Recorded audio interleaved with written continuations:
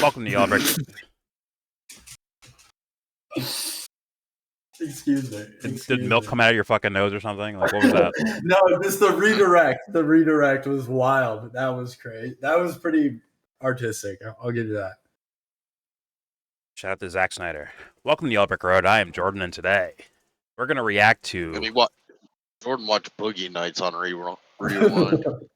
Boogie Nights? See how dumb, like... No comment. Welcome to YellBro Road. I am Jordan, and today we're going to, like, freestyle this thing, basically. I'm going to watch Greenwald interview Michael Tracey about him getting kicked out of the Survivors press conference with, you know, Rokana and Thomas Massey and Marjorie Taylor Greene. I'll watch until I can't watch anymore. But first, quick little reminder.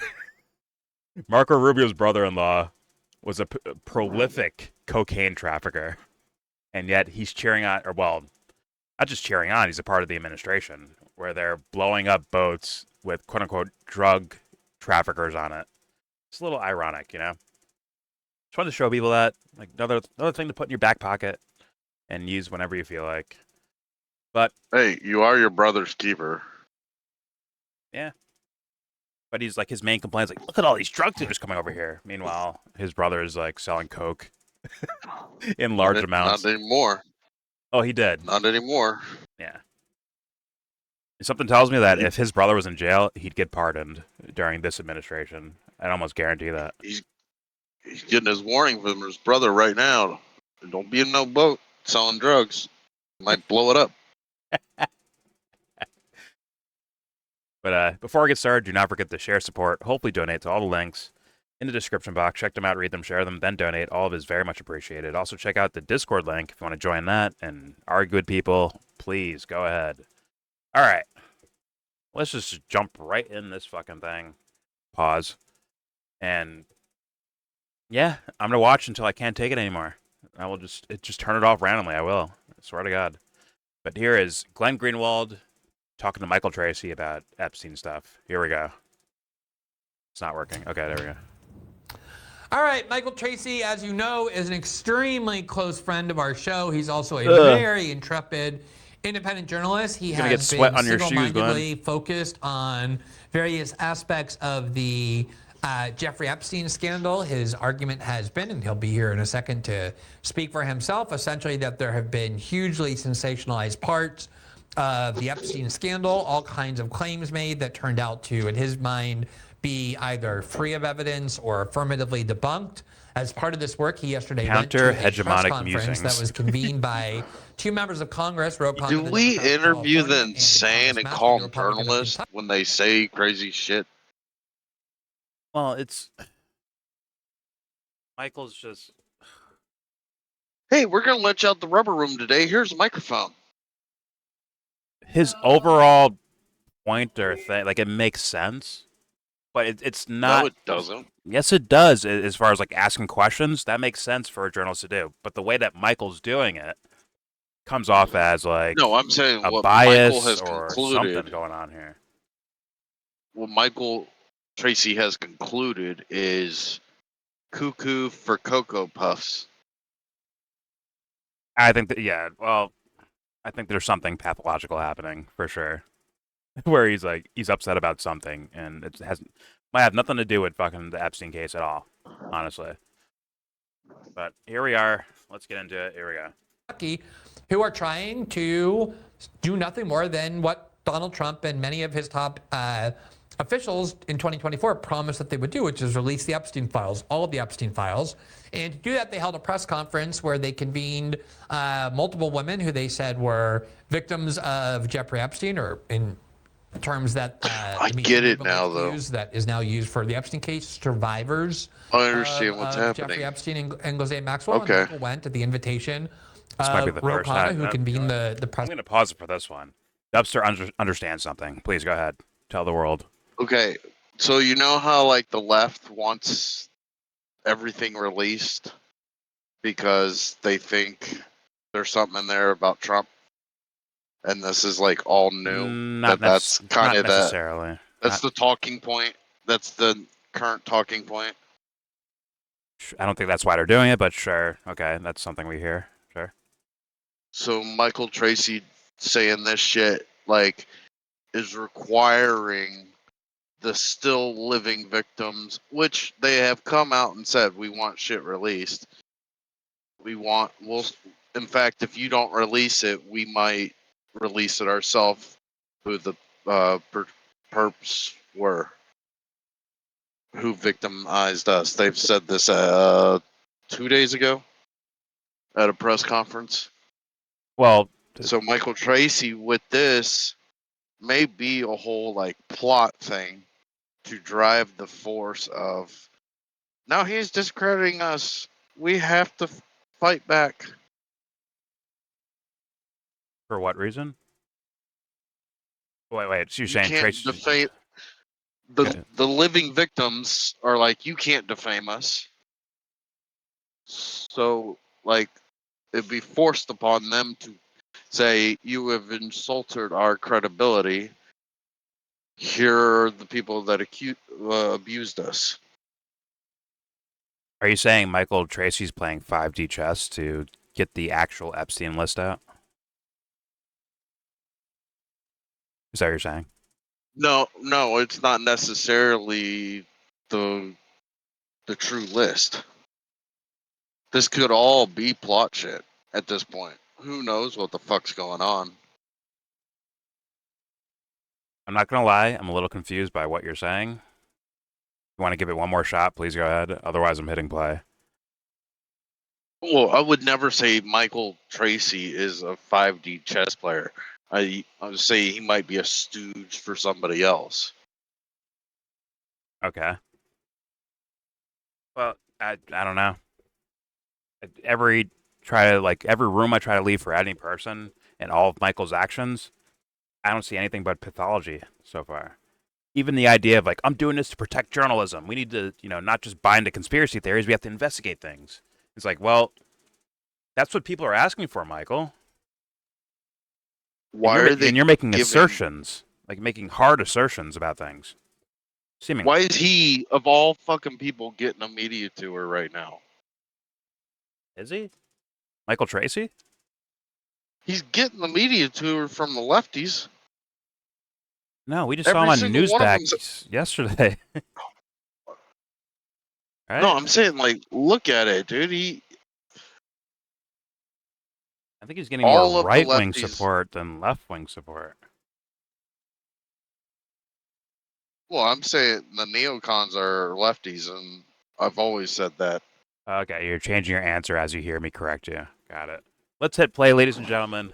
Let's get back into this attempted interview. Here we go. Event. It was a press event, a press conference. He did what he was supposed to do. He asked a question, and as a result of his question being uncomfortable and contrary to the narrative they were trying to provoke, many of the women interrupted him and said, "Don't answer." The lawyer said, "We're not answering you." They ignored him completely, and then they escorted him out. So, but the ladies there and the lawyer, they knew who the fuck that was. I think the lawyers didn't even know who he was. I assume Michael Tracey tried to contact each and every one of these ladies. And they're like, ew, get away from me, you sweaty fucking weirdo. And then they're like, yo, that guy? Yeah, nah. Get him out of here. Get him out of here. That's my guess of what happened, but I can't say I know. But it seemed like they knew who the fuck the guy was. Like, oh, it's that guy. Get rid of him. Here we go. that is the setup for what happened. We want to talk a little bit more broadly about some of the work he's been doing. As always, we are very delighted to welcome Michael Tracey to the show. Sure you are, Good Glenn. evening, Michael. I'm really looking forward to a very focused, concise, We and can't have you in sober the studio, conversation though, with you about because all of this. sweat all over. Glenn, it's so wonderful to talk to you. I know you've expressed misgivings about What the fuck room is he in this time? demands of thousands of commenters to I talk don't to know. me about Jeffrey Epstein. Is he in He's in a somebody's s- I'm glad garage? that you've He's in a regained your server room. confidence and are willing to have this hard discussion. I think it'll be very fruitful. As you know, Michael, there's probably nothing I've devoted more time to over the past 2 to 3 months than talking to you about the Jeffrey Epstein case and the work that you've been doing on it. So but you yes, refused to do it on the show, which now was that always you're in the news, now that you've managed to make yourself viral, He's squatting in somebody's server story, room, we okay? thought it prudent to have you on to talk about it. All right, let's begin with just the very simple events that Michael went at him a little bit right there. yesterday. From your perspective, and I talked about how you were expelled for the question you asked, but talk more about the question that you did ask, how you came to be at the event, why you asked that question, and then what happened. Yeah, so just by way of background, this press conference was announced several weeks ago.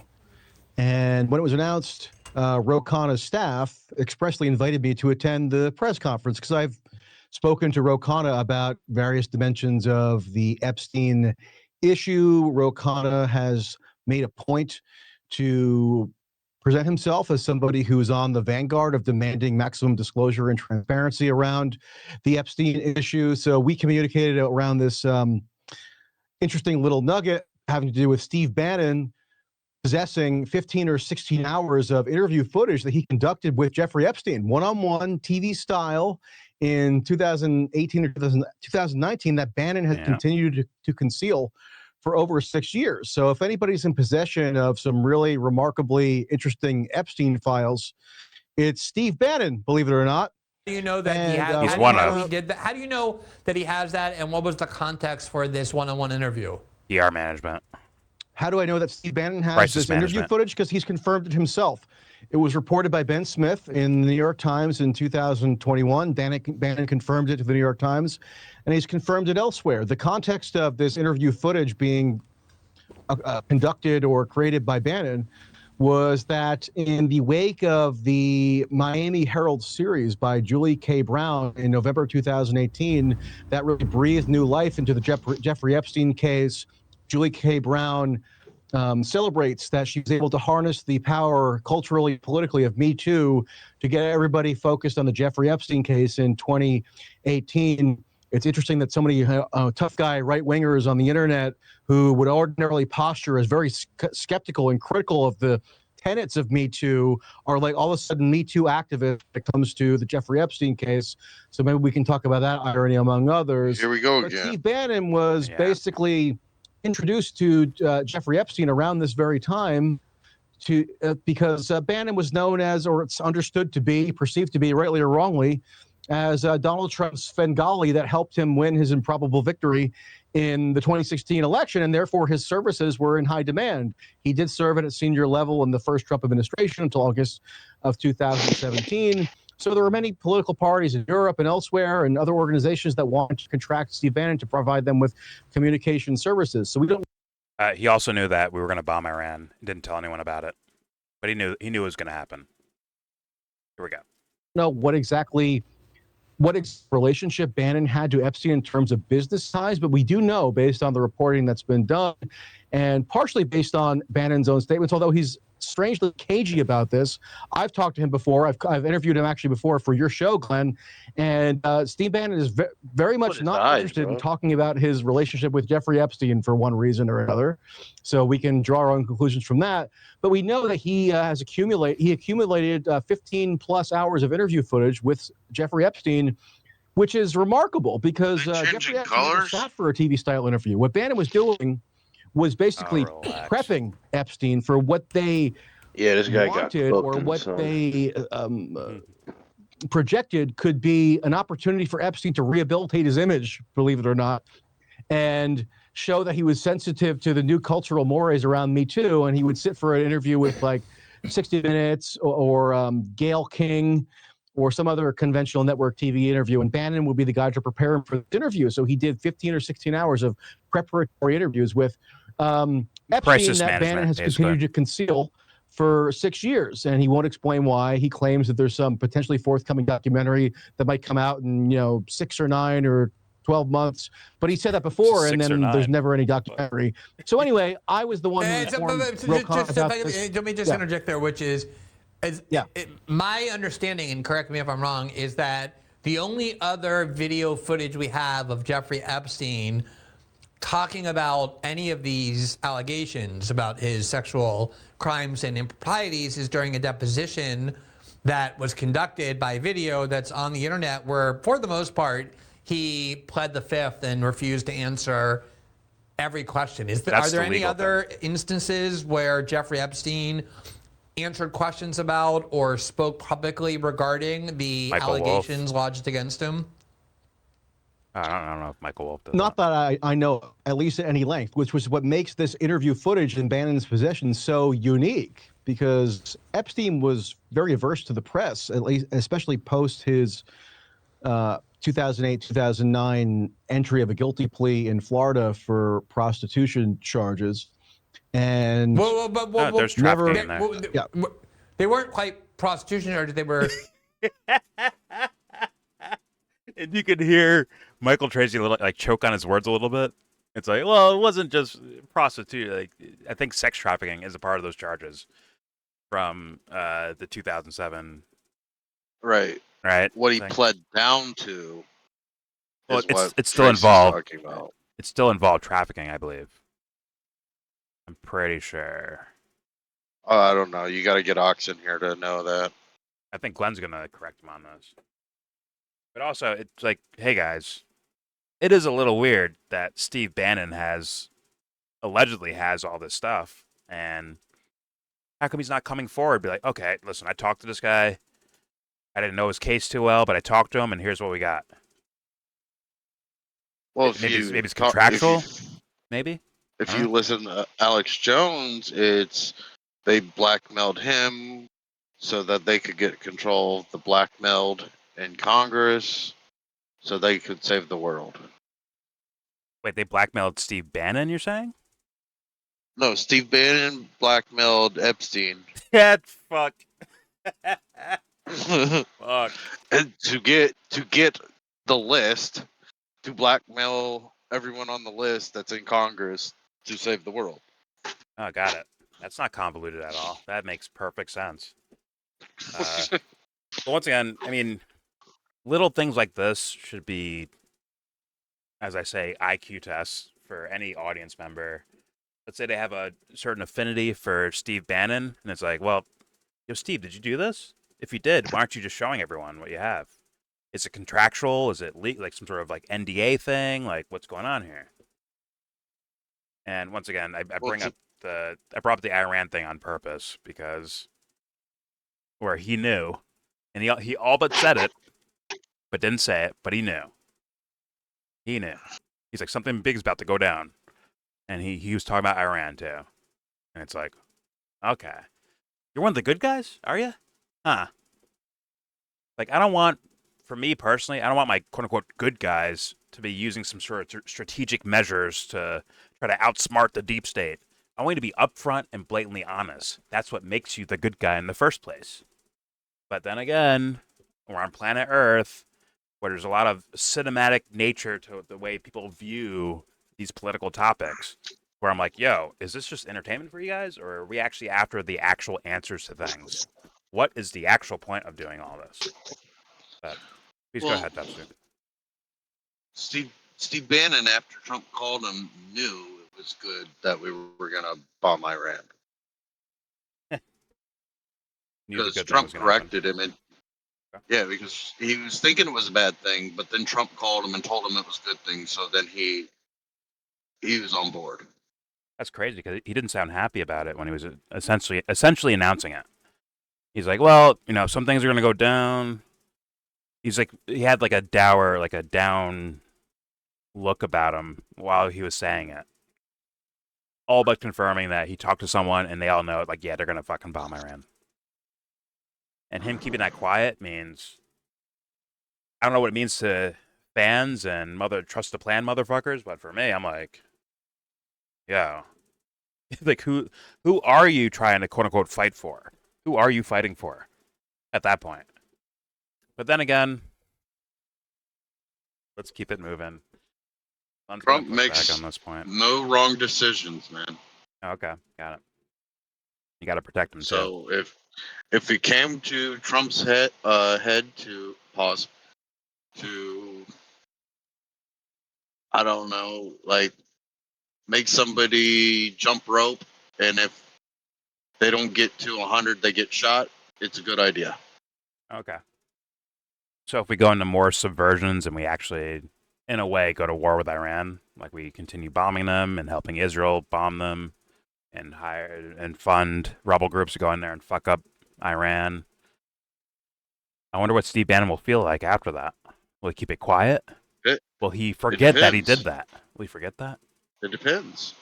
Is Trump president? I wonder how he feels now. If he has allegedly 15 hours of interview tape with Epstein, and you see these victims asking for more information about Epstein or the ability to tell their story, because the idea is that they're going to, quote unquote, make a list or talk about their experiences, hand it over to someone in Congress, probably Marjorie Taylor Greene or Thomas Massey, and they're going to read it on the House floor because they have like an immunity clause or something like that, right? They have immunity if they're like reading these things out loud. But the girls wouldn't have that if they said it like on camera somewhere, right? Allegedly, this is like this scenario. But it's like, well, how do you feel right now, Steve Bannon? It's almost like there's no account for anything. It's like, you better hope that Jesus guy never shows up. You better hope and pray for that shit. Dear Jesus, just stay there. Just stay in heaven, bro. Don't come down here. Don't talk. Come on. Don't do it. Please, Mr. Jesus, don't do it. All right, here we go. Entry of a guilty plea in Florida for prostitution charges. See how he choked up? And- Whoa. I'm sorry, I have to call it back. He almost like chokes on the word. He's like, prostitution? Go. Look at this shit. His 2008-2009 entry of a guilty plea in Florida for prostitution charges. And Whoa. never. Whoa, hold on. They weren't quite prostitution charges. They were No, involved they in were a literally minor. prostitution charges. What? I can explain. Well, I mean, they were literally prostitution charges, Glenn. This is why I've been Not very involving eager to minors. educate Not you involving about the Jeffrey minors. Just Epstein case. ordinary. No, I'll explain to you. Do you want me to explain? Yeah, I do. Yeah, please do. Okay, I'll explain it happily. So, pursuant to the federal non-prosecution agreement that Alex Acosta oversaw when he interceded into the local Palm Beach County prosecution against Epstein, Epstein was compelled to plead guilty to two state-level charges in Florida. Number one was felony solicitation of prostitution. That's the literal name of the Florida statute. You can go look it up, which referred to adults. And secondarily, as a result of the federal intercession by Acosta, Epstein was also required to plead guilty to His eyes are blinking. procuring person under 18 for prostitution. So That's that a was the fucking literal minor. charge. So yes, Why was that so hard for him to say? What? Like I saw. He's an idiot. Bro, I called it. I'm like, look at his eyes blinking. They're blinking weird. And he was like, soliciting underage girl, for prostitution. Not a minor. She's under 18. He struggled through that. This fool he's giving tells away, bro. Don't play poker, Michael Tracey. Don't ever play fucking poker. Ever. Holy Cut crap. your hair at least if you're gonna play poker. Yeah. Just cut your hair. Yeah, wear a headband too, so you don't sweat everywhere. All right, here we go.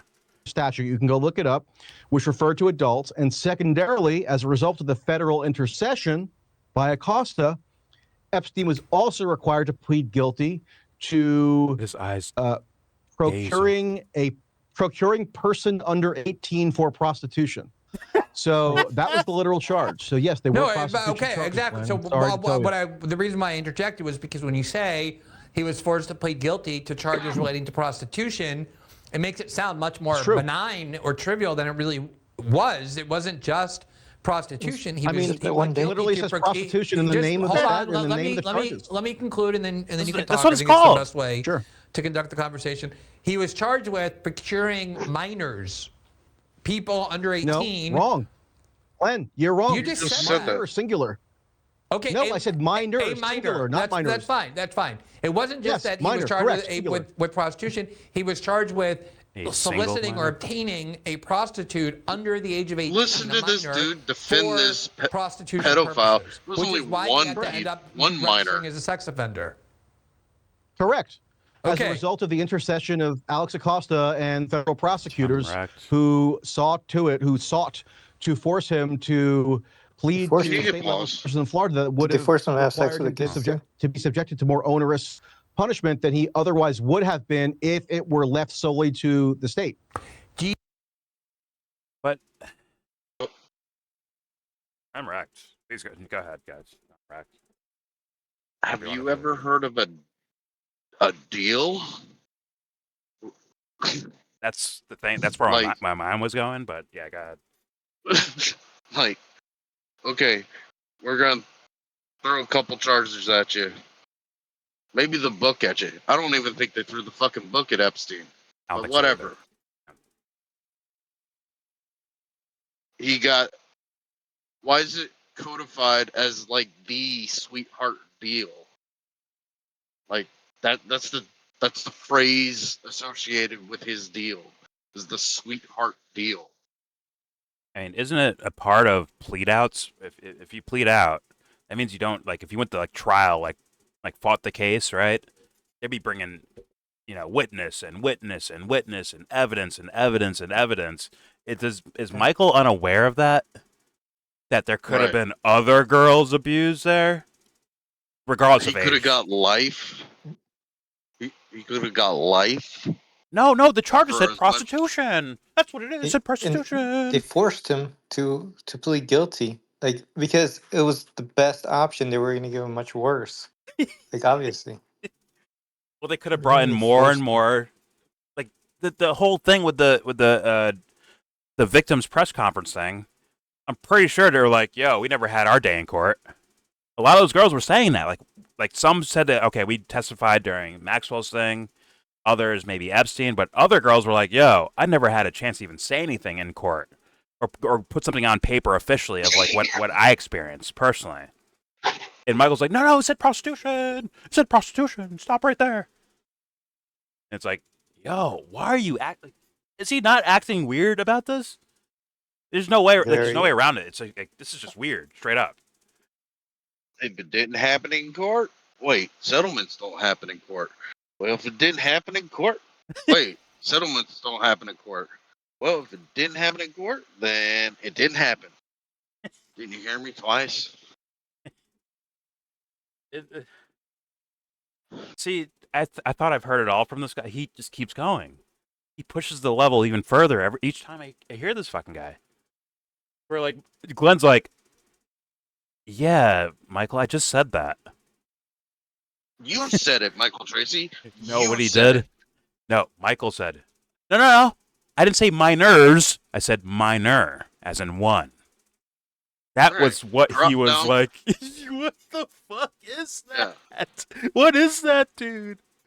Who is Michael this Tracey, fucking can guy? you see the stack of charges on the indictment in 2008? I'm like, no. I wouldn't define it as a stack, so no, I didn't see that. Like, what? The fuck is wrong Right. with you? Just like there's not a list. It's your out. If you don't use the correct words, how am I supposed to know what you're saying? I don't know. Be like around like regular ass people. I don't know, Michael. Fuck. This sweaty gremlin. Here we go.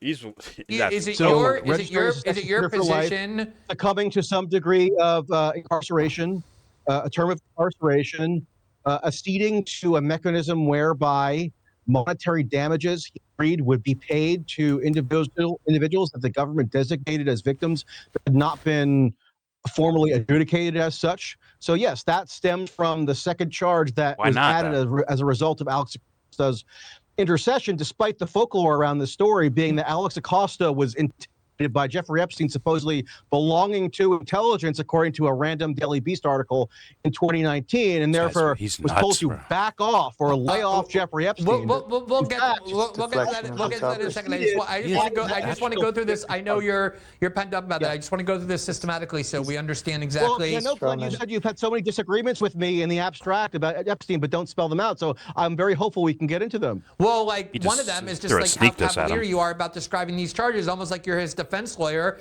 saying, "Oh yeah, it was exactly what I was calling him. Michael, you have." He That's threw the exactly what I sneak was calling diss him. back to him, bro.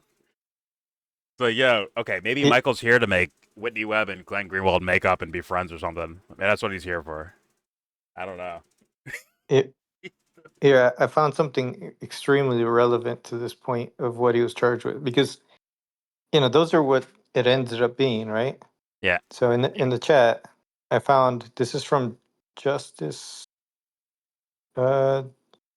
United States Attorney Southern District of New York, Okay, so justice.org. So it says that the indictment unsealed today, so this was an older article or publication, alleges that between 2002 and through 2005, Epstein sexually exploited and abused dozens of underage girls by enticing them to engage in sexual acts with him in exchange for money.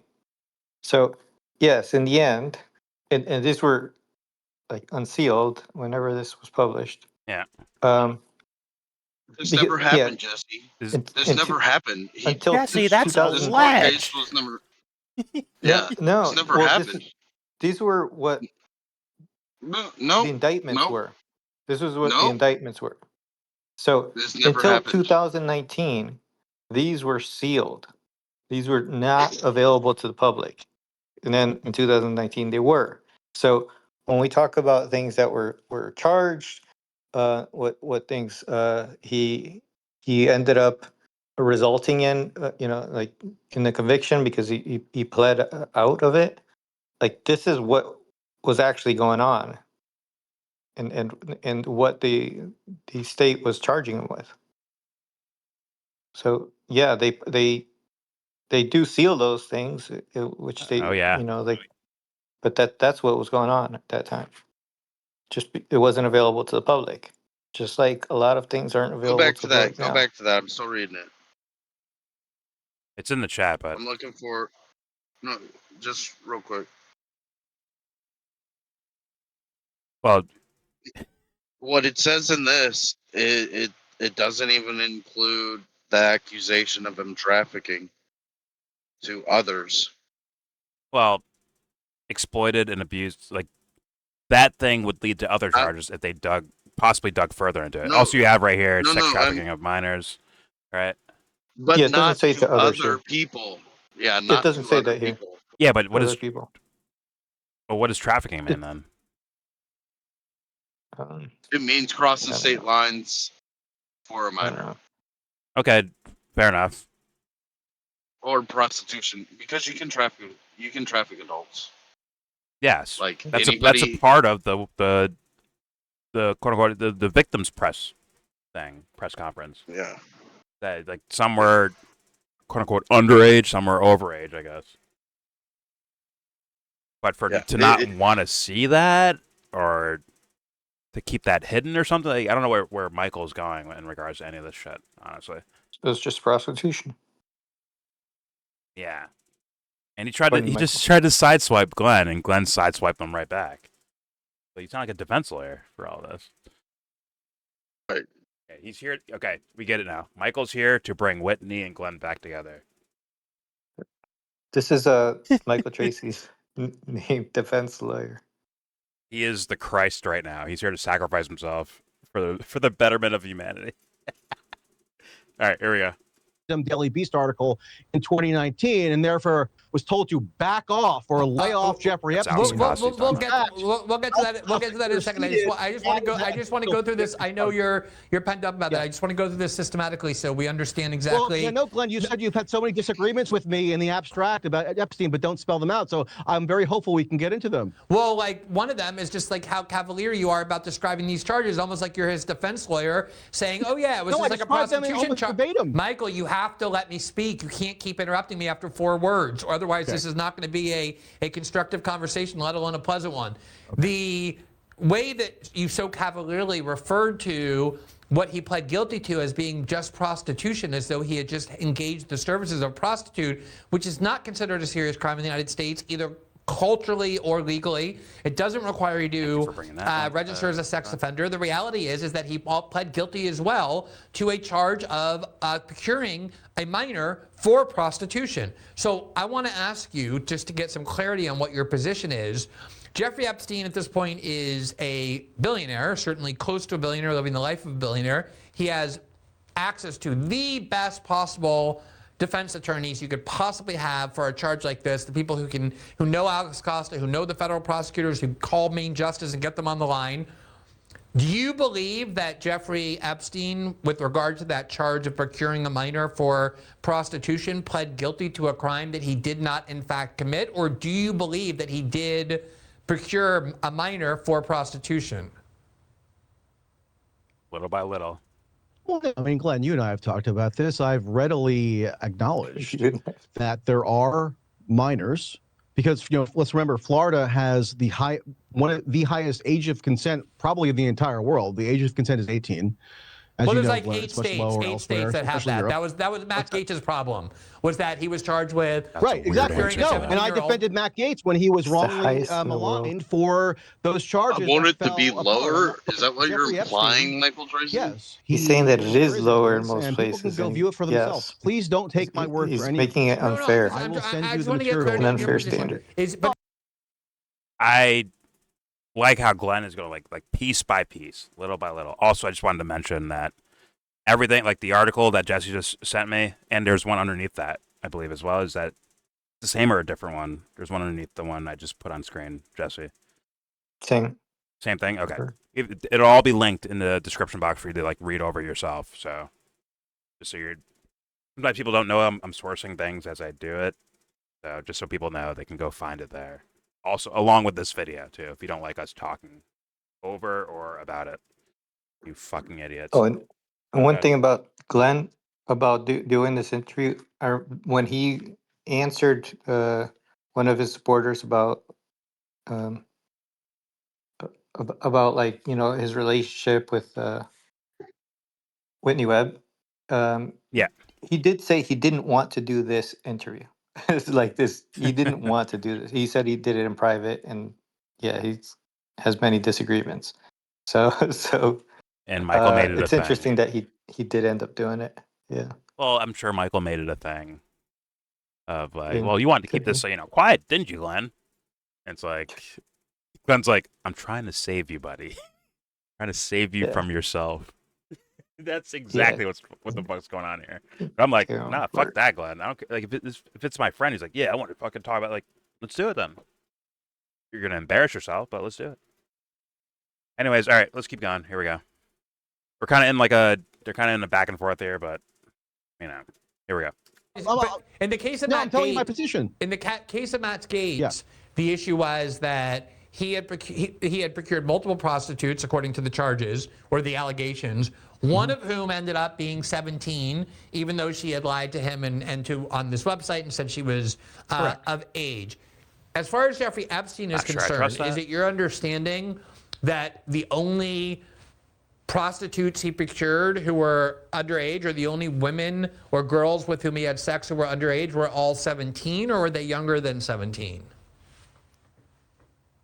No, I know the circumstances were distinct with Matt Gaetz. I was just noting that the No, I know, but can you just answer what I asked unusually you? high age of consent in Florida was a factor on which the potential but aborted prosecution of Matt Gaetz hinged. Whereas if he had gone north to Georgia, then it would have been much different because the Right, age but I'm of asking consent about in Georgia Epstein. is lower. Is it your And listen, I'm understanding not that an age of consent is it your guy, understanding really, that but it's just a legal that factor the here. girl or girls with whom Epstein had sex who were underage were 17, or were they also younger, 16, 15, 14? Okay, yeah, I'll answer. I'll Please do. happily It's the answer, third time I Glenn. asked. So, okay, so yeah, when Epstein pleaded guilty in Florida, you can go look at the transcript. There is a 17-year-old who at that point was older than 17, but had testified to the grand jury and had also given an interview to Palm Beach police investigators who asked her to describe her relationship with Jeffrey Epstein. And she did begin relations, including some sexual contact with Epstein, when she was, I think, approximately 16. It then lasted till she was 17. She was one of Epstein's, let's say, favorite girls, to use a kind of, perverse way of putting it. But she was a regular sort of participant with Epstein in terms of his sexual desires. And she said that she consensually, to the extent that a 17-year-old can consent to anything, I'm not even weighing in on that. I'm just telling you, this is what she told the police investigator. This No woman, statutory then a 17-year-old girl at the time of the sexual encounter, said that she had consensual sex intercourse, which was sort of unusual if you have studied Epstein's habits, which unfortunately I've been forced to.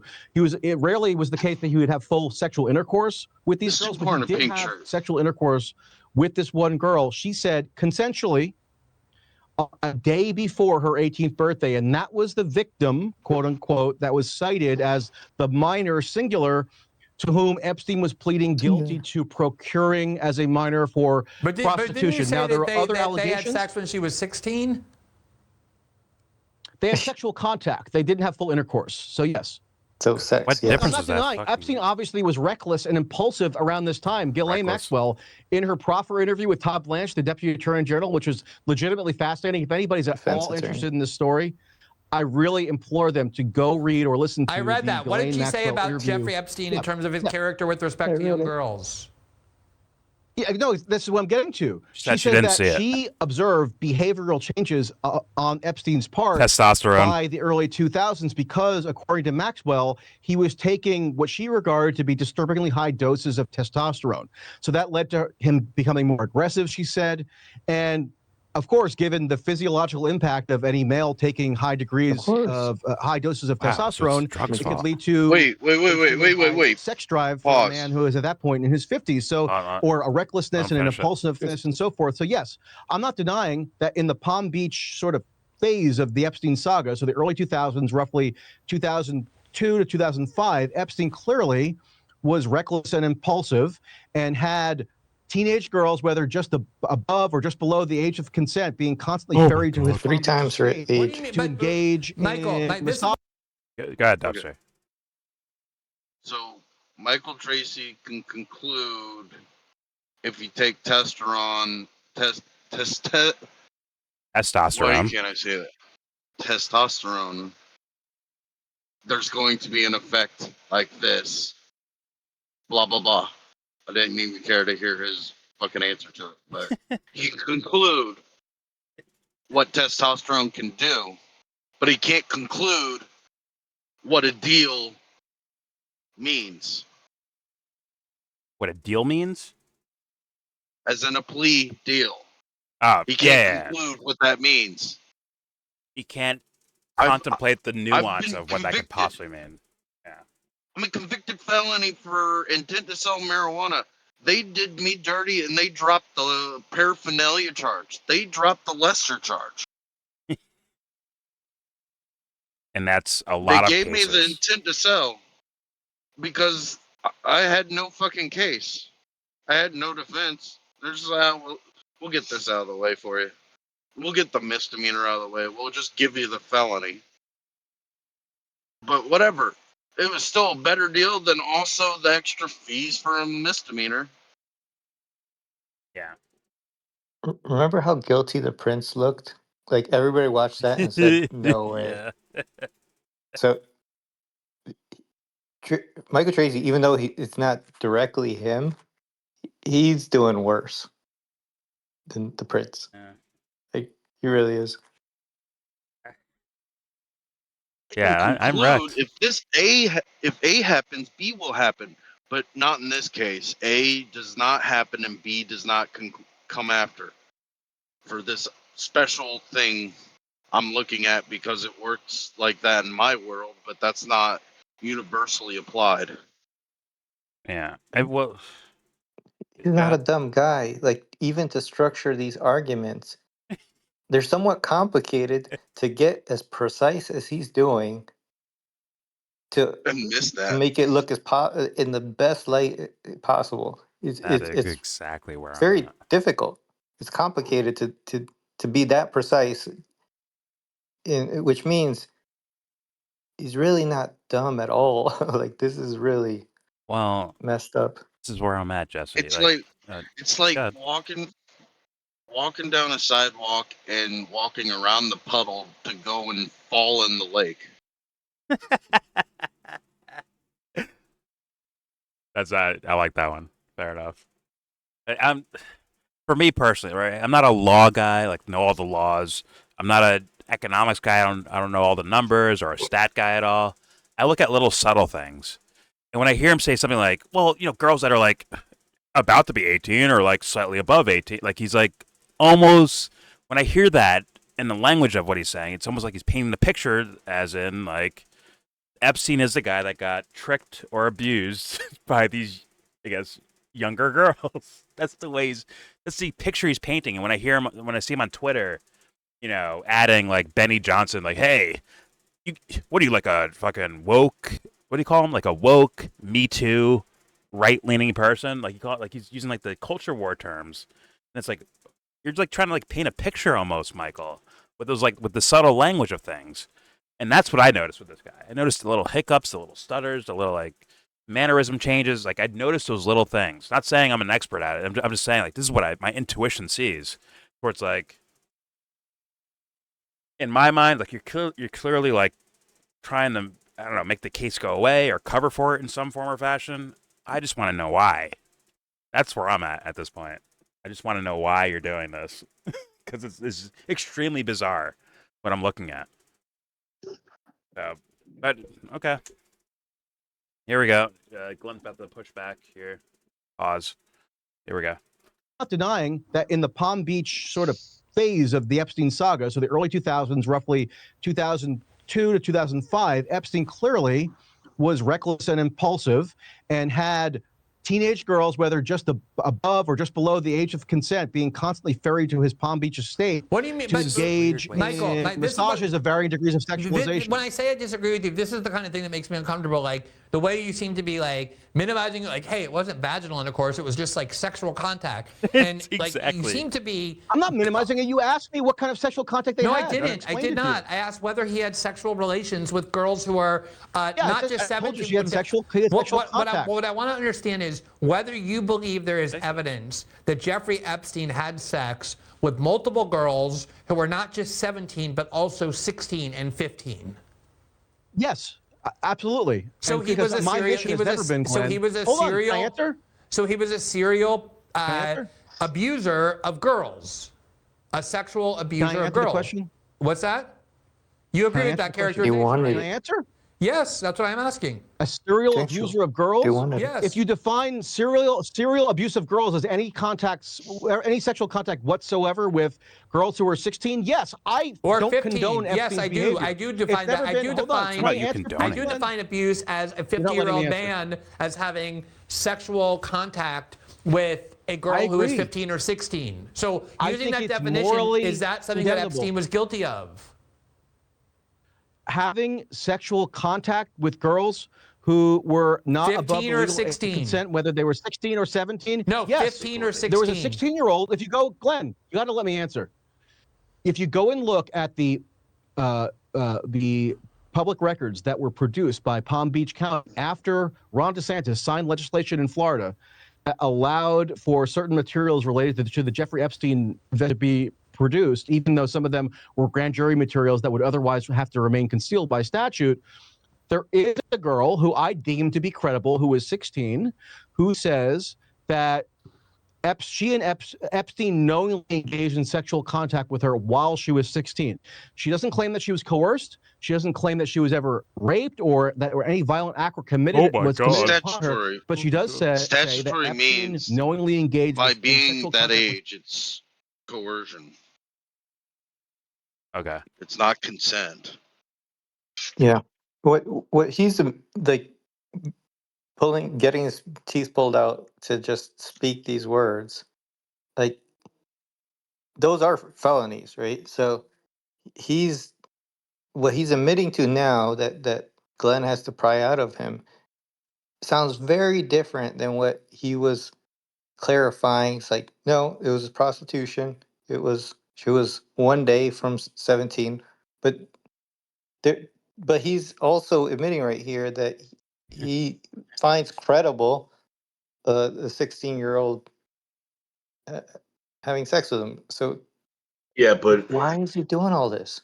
Like that's the question. What's the point? What are you trying to defend?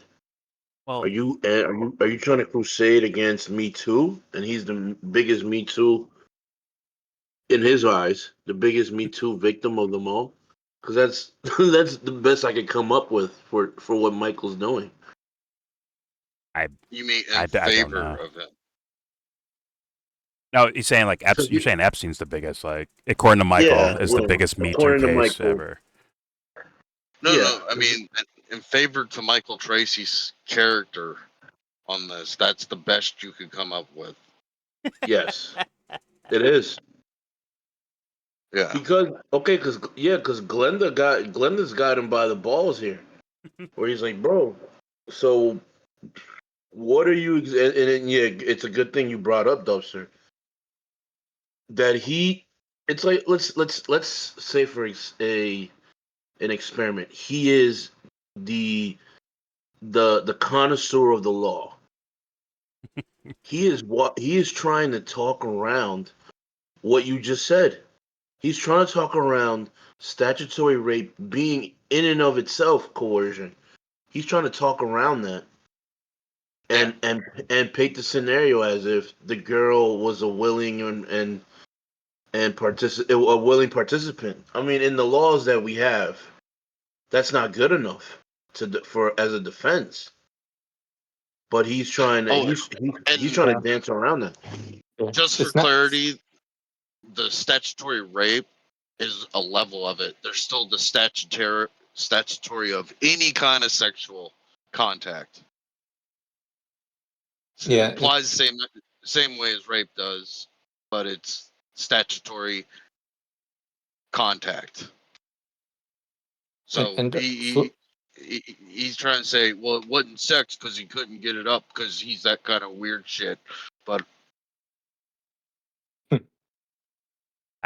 Florida's a state. It has 18, and it's also they have that buffer. Like if you're 19, yeah, 20, 21, right. and the girl's 17, Romeo and that Juliet. fits. The buffer, Yeah, the they have buffer a does not buffer, like apply to him. 21 or 24. I don't remember exactly, but they have you know, that kind of buffer. So it's not like, well, they were you just turned her birthday, and so like it messes thing. Like that's just unfair. No, they have the buffer, but he's in his 50s, so Right. like that doesn't make any sense anymore, right? Like that's just bullshit.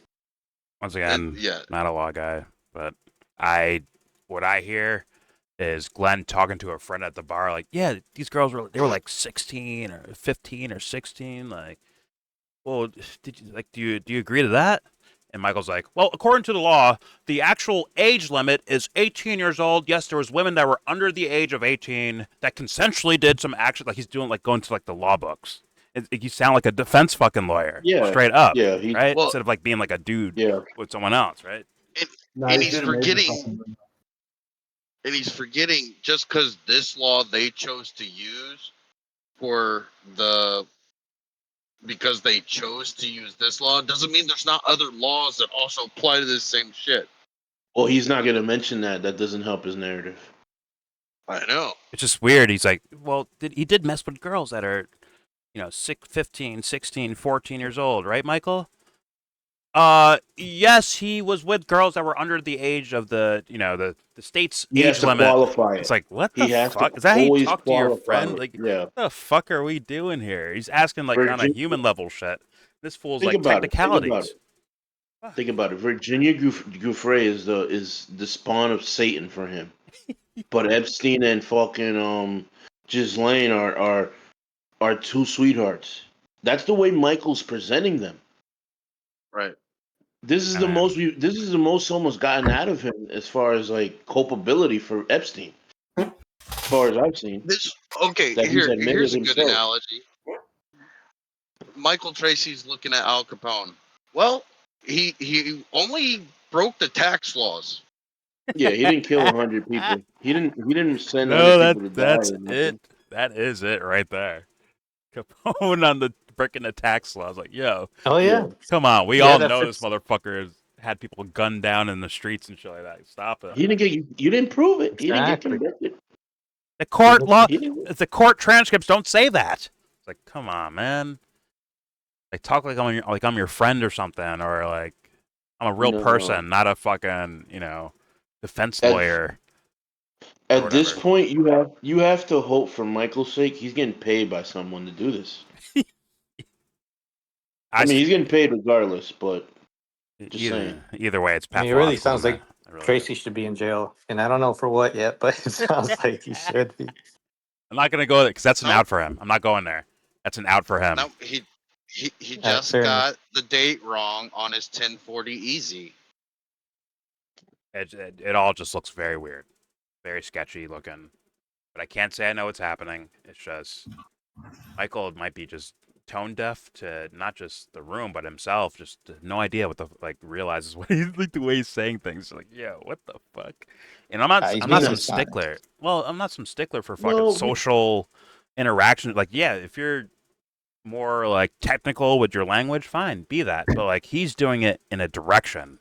It's not like it's like yes, 100% yes. impartial. That's what it sounds like And to why me. is that? I don't And know. why is that? Why is he crusading? He is crusading for this man's honor. I don't know. I don't know what he's It's doing. just Ben lame. Shapiro's already dropped this. Like he ain't talking like this still, is he? Well, but let's be honest. He didn't go this far. Ben Shapiro has in the lady that we saw him talk to yesterday. They have a clear narrative they're trying to squash that's associated to Epstein that we all know about a certain government agency, certain country. And I can understand that. I could rationalize where they're coming from. But this is something else. This is like a love child for Michael Tracy. You mean the Newsmax That's thing? it. Oh, Michael Tracy is the Newsmax with Michael one of- Tracy, Yes. where they're trying to like kind of Yes. squash the story in tandem with each other. Like And the lady's Ben like Shapiro- smiling as he's talking. It's Yeah, very weird. and Ben Shapiro, same way. If you contrast that conversation he had with that woman to this, it's night and day as far as little pushback, and Michael's running for the hills. If the person knows the questions to ask him, Michael has nowhere to go. Glenn's walking him into an alley. It's Michael Tracy, hyper neocons, like hyper Trump supporting neocons, and QAnon. Yeah. They're the only ones Those- making this case. Those are his defense. bedfellows. Those are his bed, and I don't think he's there for those reasons. Yeah, I don't think exactly. he's there. I Exactly. figured it out. I figured out again. Michael Tracy is one of the New Mexico clones. Okay. I'm going to hit play now. Here we go. Coerced. She doesn't claim that she was ever raped or that or any violent act was committed upon her, but she does say that Epstein knowingly engaged in sexual contact with her at 16. So yes, that accords with Epstein becoming much more impulsive, much more reckless, maybe rape having by definition. untamable. He's taking the Ghislaine Maxwell. He was on testosterone, so he got more aggressive and he changed. He's taking that and using that as like corroborating evidence for why he was behaving a certain way with a 16-year-old. Yet, is that not crazy? A guy being a stickler, is that not crazy? Yes, because everything Whitney Webb said is a lie, according to this guy. But his reach is way farther than hers, as far as the reach he's making to make that correlation. Oh, okay. Not reach as an audience. You mean reach as in like? Yeah, conclusions. the reach, the mental gymnastics he's playing is it's over the top. I mean, why are you confirming Maxwell's statement, like with half immunity statements with Todd Blanche as And like listen to this. pure evidence of why, like it lines up together. They line up together. It's like, And listen, hold on, real quick, Ant. Like, how is he being like a stickler with all these details about things? Josh, I swear to God, stop! I hear you dying in Apex. Mute yourself, you little fuck. That was funny. He's like, each just disappears. Anyways, he's being like a stickler for all these little details, and all of a sudden he's like, "Well, Maxwell." It lines up with what Maxwell's saying. He was on testosterone, so all of a sudden now his behavior changed. Like, and how do you take that without any like real evidence? Like, how do we know that? And let me ask other you than this. her, yeah, God. What motivation does Maxwell have to say what she's saying? To get herself out of fucking jail. Obviously. But Virginia Giuffre is a known liar, Jordan. Exactly. She's weaving up stories. Yet Ghislaine Maxwell's telling the truth. Every word. It's fucking weird, is it not? And we saw him document her love life like it was a novel. They were deeply in love. They looked into each other's eyes. He was romanticizing her life, painting her essentially as a victim. Oh And I don't know if Right. Virginia. Like, I personally do not know if Virginia is or not a victim. I'm just saying, why is the pontification of Ghislaine such a an authority figure for him? Yet Virginia Giuffre is immediately laughed out of the building for him. Exactly. That doesn't make Isn't sense. That does not isn't make Ghislaine sense. Maxwell the child of a double agent? Doesn't she have like I don't even think if the you ask Michael Tracy that, Dubster, I don't think he'll agree. I don't think he'll give in to that. okay? So, but Robert Maxwell, trained double agent of more than just double, quintuple, Uh, 5 countries. He was gun So running too. Dubster. Gun lying, running. lying, lying was his expertise. Why couldn't he have taught that to his daughter? Dubster. If You you ain't even gotta go said, there. oh yeah, her dad was is it Robert Maxwell, I think, right? Robert Yeah, Maxwell, yeah. he was a double agent. Michael would say, no, he's not. Quintuple. He'd be like, no, he's not. He'd walk away and be like, he's only just an agent. Like a technicality Yeah. seems to be the thing that gets Michael through today, Right. unless it's Ghislaine's fucking testimony. Now it's you just take it at face value, and Now it's you the actually word of weave it God. into your fucking story you were saying before. You weave it into that somehow. Hold Like, on. how He does may that have been fucking an work? agent. He may have been just an agent for America, England, Russia, Israel, and what was the fifth one? I don't know. But he was just an agent for all 5 of them. Japan for Nintendo. Trying to make Well, Tetris I well, happen. forgot what it was. He's hanging on every word Virginia ever said. He is scientifically trying to disprove her. Yet he is going into La La Land to take Ghislaine's word. yeah. He's throwing out the window the persona he's building for himself Right. as like a quote unquote investigative Well, I was journalist. about to say, right? Yet when it comes to her, he just takes her word for it. He just takes her word, like he no pushback, nothing. She's totally telling the truth. If you hear what he's about to say, he's saying like, oh, if you take what was said over here, you could tie it into. I'm like, why are Yeah. you like this? That's what's fucking my head up. I'm trying to do like the normal guy shit, dumb guy logic. Like, yo, how the fuck are you taking this shit, which we have no real. I guess there's some testimony or something about testosterone in regards to Epstein, but it's just to take Maxwell's word for it, while just taking these other women's word for as like, oh well, I can explain that one. He has like an excuse for it or something like. Just weird behavior, man. Like minimum. Well, you know what else she said?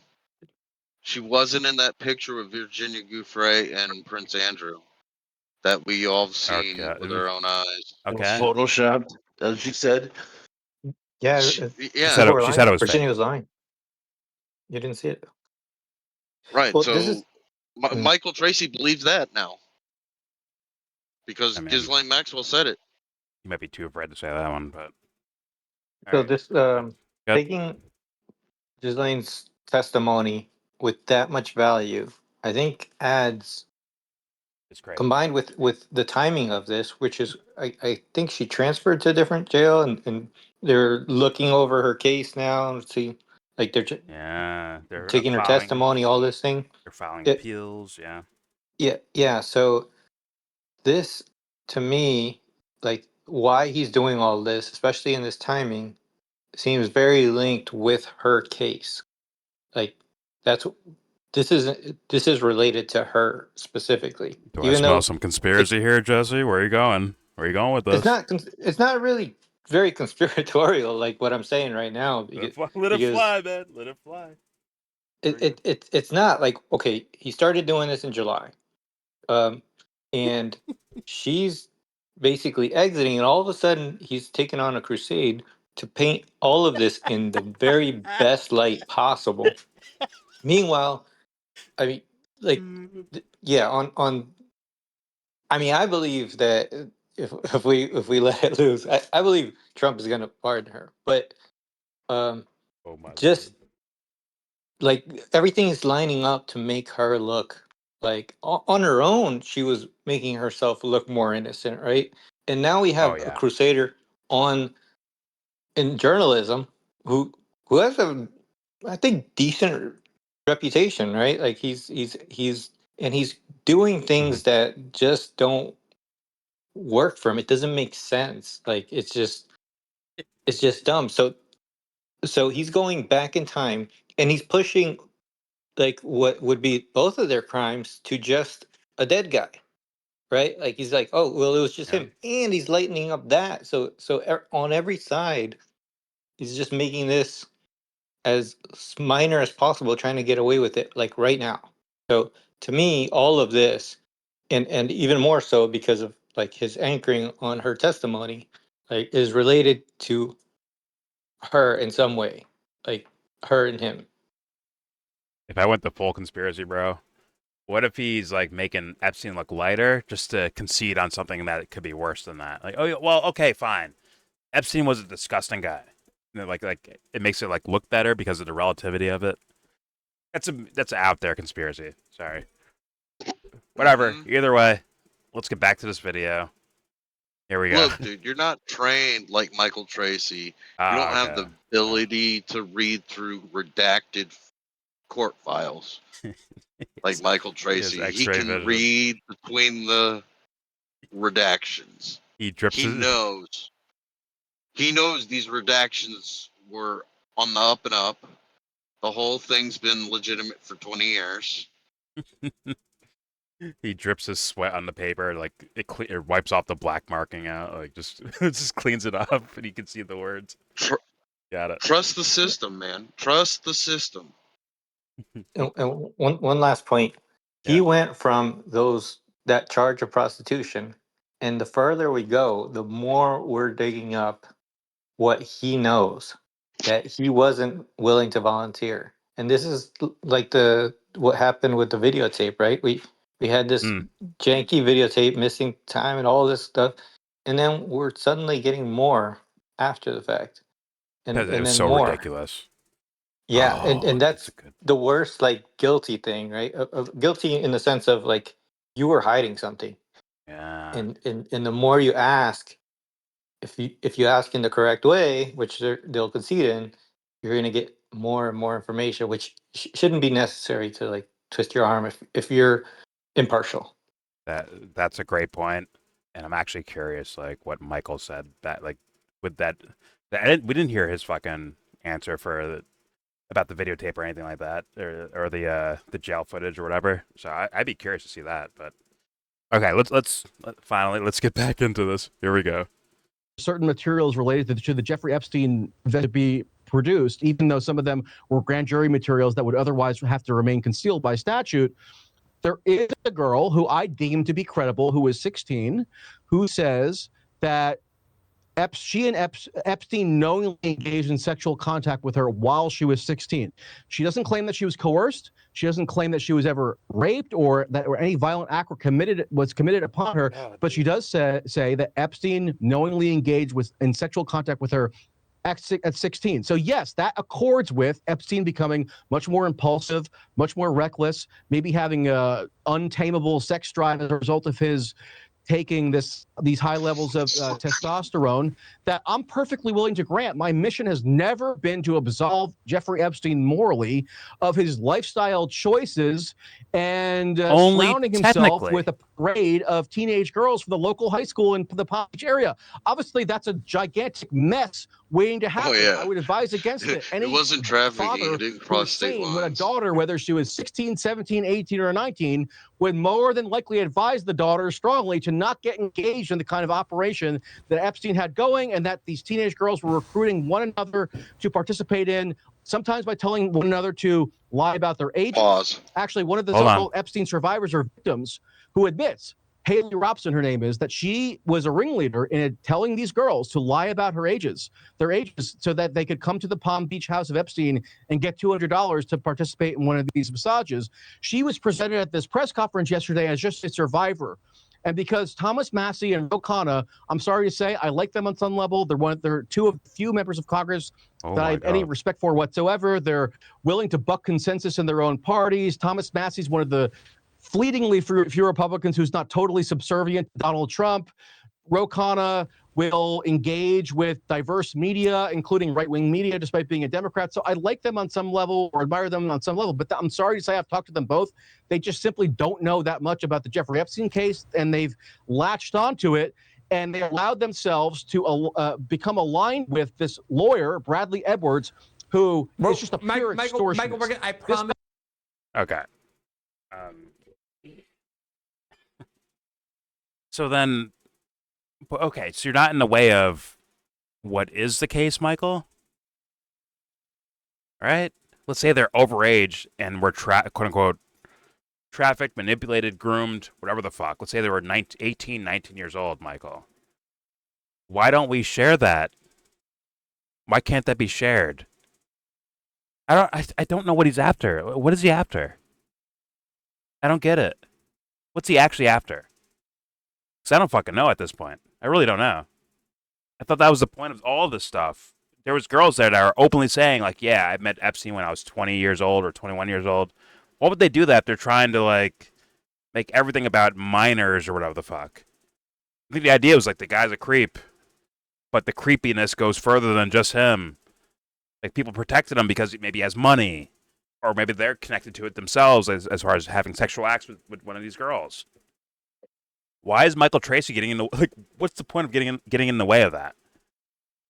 In fact, the more information helps you out, Michael Tracey, doesn't it? We said this the other day, yesterday, right, Jesse? Where it's like, oh, if you get more information and you know better, you can contradict it and showcase, like, okay, see, look, these guys are liars, see? I had better information over here, I had better evidence over here. So, like, why is it? I don't get it. I don't get his crusade at all. I really don't. I really don't. This does not sound like some sort of like crusade for the truth. Does not sound like that at all to me. Honestly, it sounds pathological. Who's crusading against the victims, right? So this is purely for, I guess, what do you call it, like Ghislaine and Epstein? Well, Jesse, he's not making as far as I know, he's not making videos saying like, "Hey, where's that missing minute at? What the fuck?" Is he making videos like that? I'm not sure. Maybe he is. That I haven't seen. No, he can see through that fucking wooden bar on top, where it would have been Jeffrey Epstein's face if we all had, what's it called, see-through vision, X-ray vision. We could have saw if we had the powers of Michael Tracey. But it's like we heard Rokana yesterday. He's like, "We want the same thing, Michael." And Michael's like, "No, you don't understand. Virginia Giuffre, she wanted money." Right? He's like, almost like, I don't know. I don't know his deal, but. Okay, so I gotta say this. When a statutory case of any level of statutory happens, and let's say the victim chickens out from testifying, the state doesn't let them drop the charges. They take it on themselves. Okay. Because they consider it like a greater good kind of crime.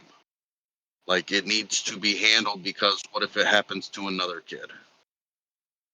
Okay, that makes sense. So About-ish. So if like to the point to where if the victims like refuses to testify, they may hold the victim in contempt until they testify, or they'll like charge them with perjury.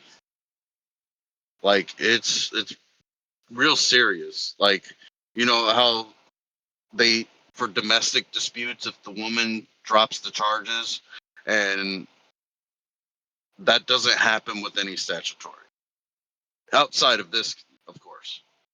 Like, yeah. Okay. Legalese is not my thing, but fair enough. I understood what you were saying with that.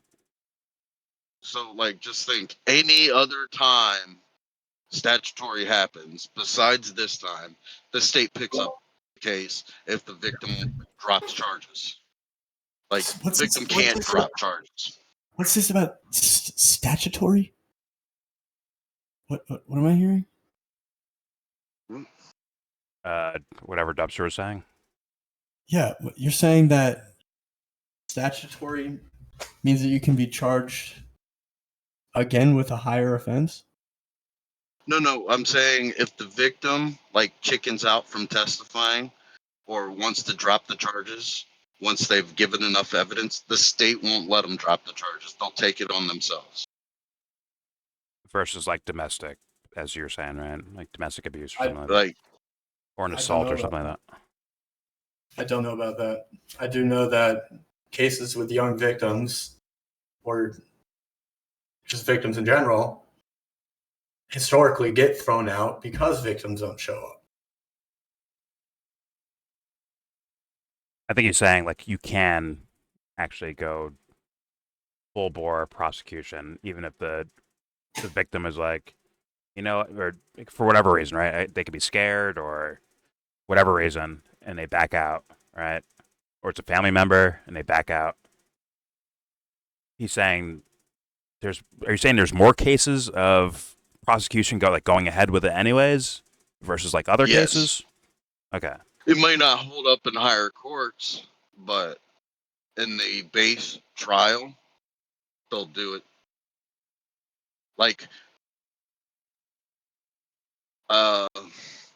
there's been states that were like, you don't have the right to face your accuser when it's a underage case. How about that? Once it goes up to Supreme Court, yes, it gets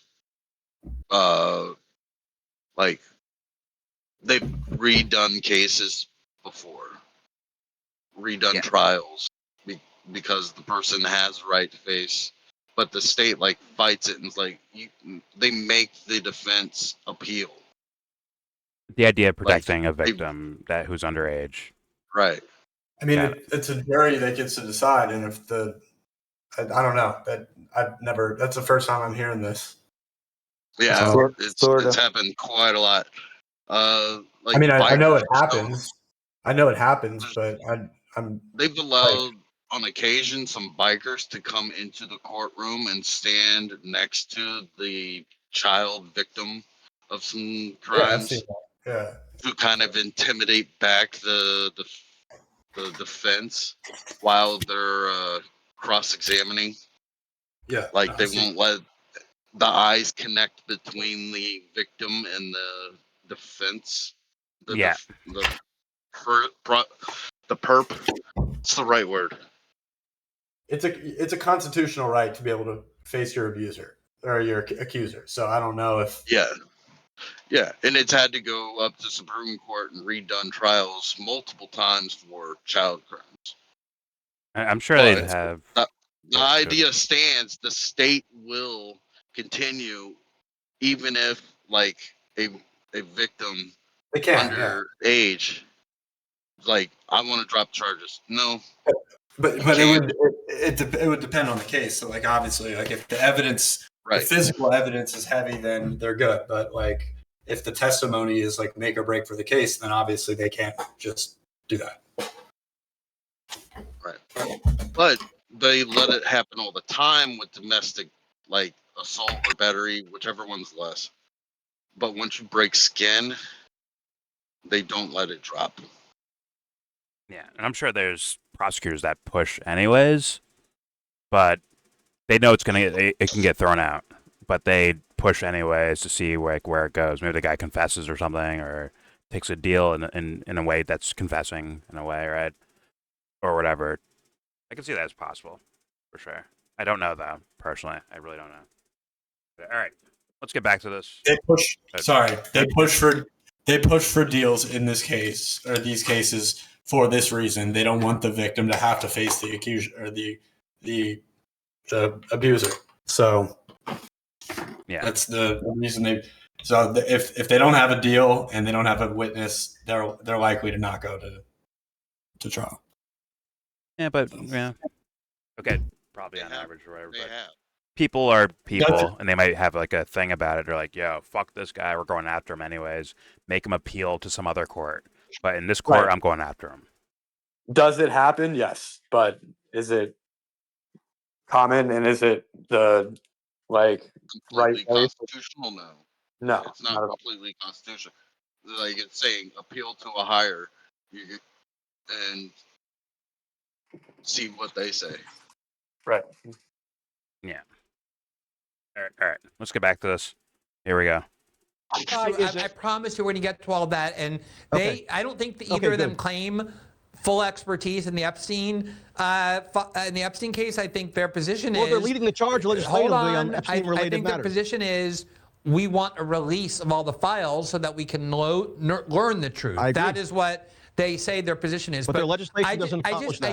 I just need, because I do think this has been part of, and as I've said before, I think a lot of the work that you're doing is very valuable. I think you did extremely legitimate and important journalism at this press conference yesterday. Of course, you should not be expelled. That raised a lot of serious doubts about the credibility of what they were doing. I think that's clear. After Marjorie Taylor Greene riled up a mob. Okay. I think Capitol Police to expel me.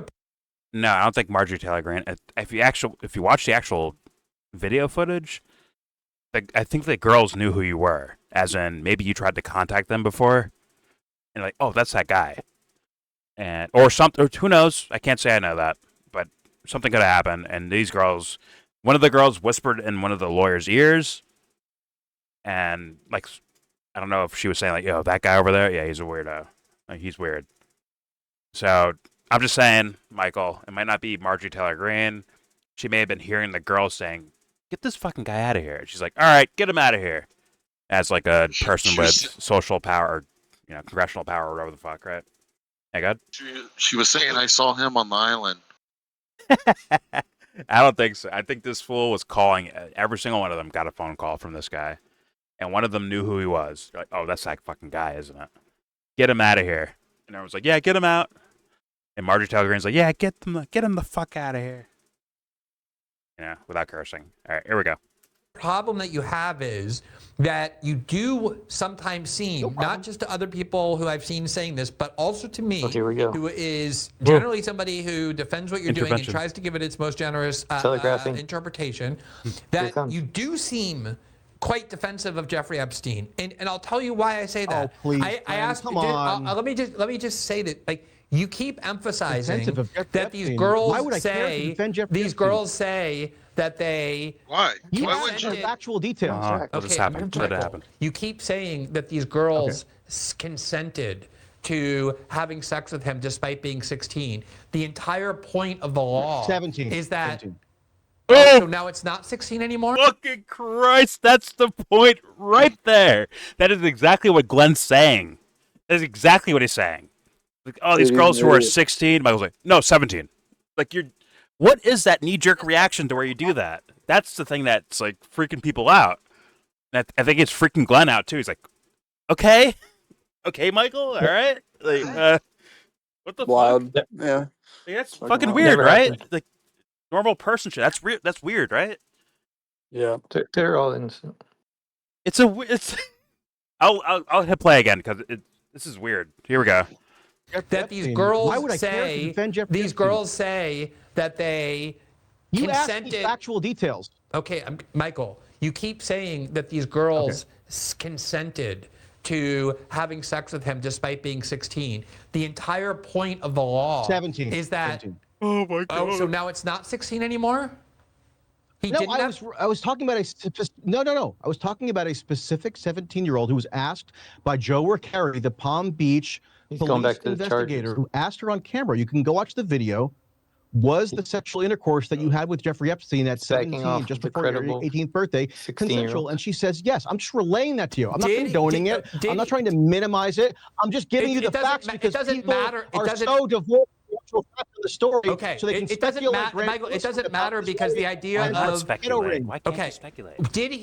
Do you believe there's evidence that besides having sex with a 17-year-old girl or multiple 17-year-old girls, and I'm going to ask this again, and I swear it's the 5th time, and I'm asking it again because I don't know your answer. Is there evidence, in your view, compelling evidence, that he also had sex with 15-year-old girls and 16-year-old girls? Sexual contact. I answered you, Glenn. There's a 16-year-old who is in this Palm Beach document dump. Anybody can go look. who I think credibly attests to having had sexual contact with Epstein when she was 16. And she was asked, did Epstein know you were 16? And I think she credibly says that she knows Epstein to have known that she was 16. In other circumstances, the girls were strategizing amongst themselves to lie about their age so they could go to his house and collect the $200 so they could go to the mall afterwards after performing a massage of differing degrees of sexualization. He knows he's lying. What stripping the down fuck? to their underwear. He knows he's lying. Wait. So he's like, yeah, I know you're 16. Let's have sex. Why the fuck would he care about their ages at that point? Why would he care after that? What the fuck? Why would he care after that? He's like, yeah, you're 16, whatever. Give me a massage. Why the fuck would he care? Like, hey, you, where's your ID at? No, we're gonna conspire to make sure we're all. I don't know his point. I don't get his point, dude. I don't get his point. Like, was Epstein all of a sudden like very strict about it at some point or something like that? Is that what he's saying? That Epstein was like, all right, give me your IDs. Show me. How old are you? All right, you're 18 tomorrow. Good enough. Get in here. Like, what is the scenario in real life, Michael? Not in the fucking transcripts or the files. In real life, give me the fucking situation that you're talking about, my man. Otherwise, you're some sweaty little dweeb. I don't fucking understand what the fuck you're saying, dude. At all. I don't get it. Very weird. You I know don't why he's get what his lying? point is. Like, if because he's taking all of Ghislaine's testimony. With no as technicalities, fact. right, Jesse? No fucking Right. technicalities about it either. Right. And I barely read any of it, but what I did read in it mentioned, I don't know if it was Virginia or if it was somebody else, but according to Michael Tracey, you can't trust Virginia, right? Yeah. But Ghislaine said that she, when she was supposed to go on the, she asked if she could go on the island, and she's like, "Oh no, you're way too young." According to her, and that's going to be like whatever she says is her testimony is going to be the most positive light, right? Like it's going to be like the softest thing because she's still defending herself. So that's so what she admits to would be like the best case thing, right? So they know that even if they're showing their IDs, they could have some fake IDs, like girls used to go into clubs and things like that. But she knows she's not of age. Are we sure Michael Tracey's not lawyered up at this point, and that's why he talks like this, so he doesn't get? I thought of 10 million different theories about what the fuck is happening here. I got nothing for you with like hard proof or evidence. Do you think like the Epstein, I don't know, the Epstein Trust is gonna sue him or something? If he like speculates or puts two and two together? I don't know. Even for the idea of crusade for journalism, even that idea falls flat, I think, as far as the theory of why he's so strict about it. It doesn't make sense to me. So it's like, what the fuck are you doing? And Glenn's like, this is the 5th time I'm going to ask you, bro. Like, Glenn's had enough. He's like, what the fuck? Like, what's wrong? Are you okay, man? No one cares about journalism anymore. Is it that pathological? He changed the story. He changed it multiple times, right? Like, okay, not minor, and then 17, and oh yeah, there's a 16-year-old, and then when he asked him again, no, it was 17, not 16, 17, and then when he asked him the other way, like, do you believe he's had sex with 15 and 16-year-olds? Then he conceded that way, but you have to ask him in that way, so he changes it. I'm wrecked, dude. I'll be honest with you. I'm fucking wrecked. He does it consistently, but he's clearly in one interview keeps trying to hide it. Like that behavior, like we don't know what the full why, but that behavior is evidence of like how he's behaving, at least, which is definitely dishonest. I'm gonna hit play. I don't know, Jesse. I'm wrecked. I think there's definitely plenty of like dishonesty happening here, but I can't. I usually need like sources to tie it, to some sort of motivation or something like that. I got nothing for you, man. I'm here to listen. Here we go. I've answered you, Glenn. There's a 16-year-old who is in this Palm Beach document dump. Anybody can go look. Who I think credibly attests to having had sexual contact with Epstein when she was 16, and she was asked, "Did Epstein know you were 16?" And I think she credibly says that she knows Epstein to have known that she was 16. In other circumstances, the girls were strategizing amongst themselves to lie about their age so they could go to his house and collect the $200 so they could go to the mall afterwards after performing a massage of differing degrees of sexualization, whether it was just stripping down to their underwear and not engaging in any outright sexual acts, or sometimes maybe engaging in some, like, more sexual acts. Again, I'm not defending any of it. I'm just reciting these facts to you because you're asking me about them. I know. I'm asking you. I haven't heard him say it like that. And it leads to this straight up ridiculous said speculation that creates a moral panic and mass said hysteria that that before, I then believe. abridges civil liberties. Is there creates a whole host of evidence Not like that he had that. sex That's what with I'm trying to 15-year-old counteract. girls? Yeah. Just He flat said out said it. He's saying, Yeah, hold he on, said real quick. He said the girl stripping down to her, like, I think he said her bra and the other thing. No, that's not what I'm talking about. And then he said the girls engage in, I think he said homosexual, aka girls making out with each other, or whatever the fuck, right? To entertain Jeffrey Epstein. Yeah, it's not. And they lied about their Well, age to do no. that, I guess. And they were, I guess, Okay. abusing him or something Okay. like that. So Okay, good. the girl, where he straight up, flat out says the girls got together to conspire to get with fake IDs Jeffrey $200. Epstein, so they Yeah. for $200. They did this. And Yep. he's straight up saying it now. I haven't heard him do that. I thought he all but said that in the other fucking Yeah, video we went He over. all but said that. Now he has flat out said it. he said this before, but these are very deeply like you have to dig deep for him to say it. But he said this stuff. If you let them at his own word, this would be all on the surface statements about girls, oh, they just want to, they want extra spending money at the mall. So you know what? They collude with each other to go, I guess, take advantage of this old guy and take his money and, go buy some shoes after or something like that. Right? The others haven't been able to do what Glenn's doing because, like he was trying to do earlier on, when he starts to clarify a question and tries to answer it, he would just talk over him and pivot. He would end up completely talking about something else. And so Glenn not letting, he's just keeping focus and he would repeat the question if needed, like multiple times.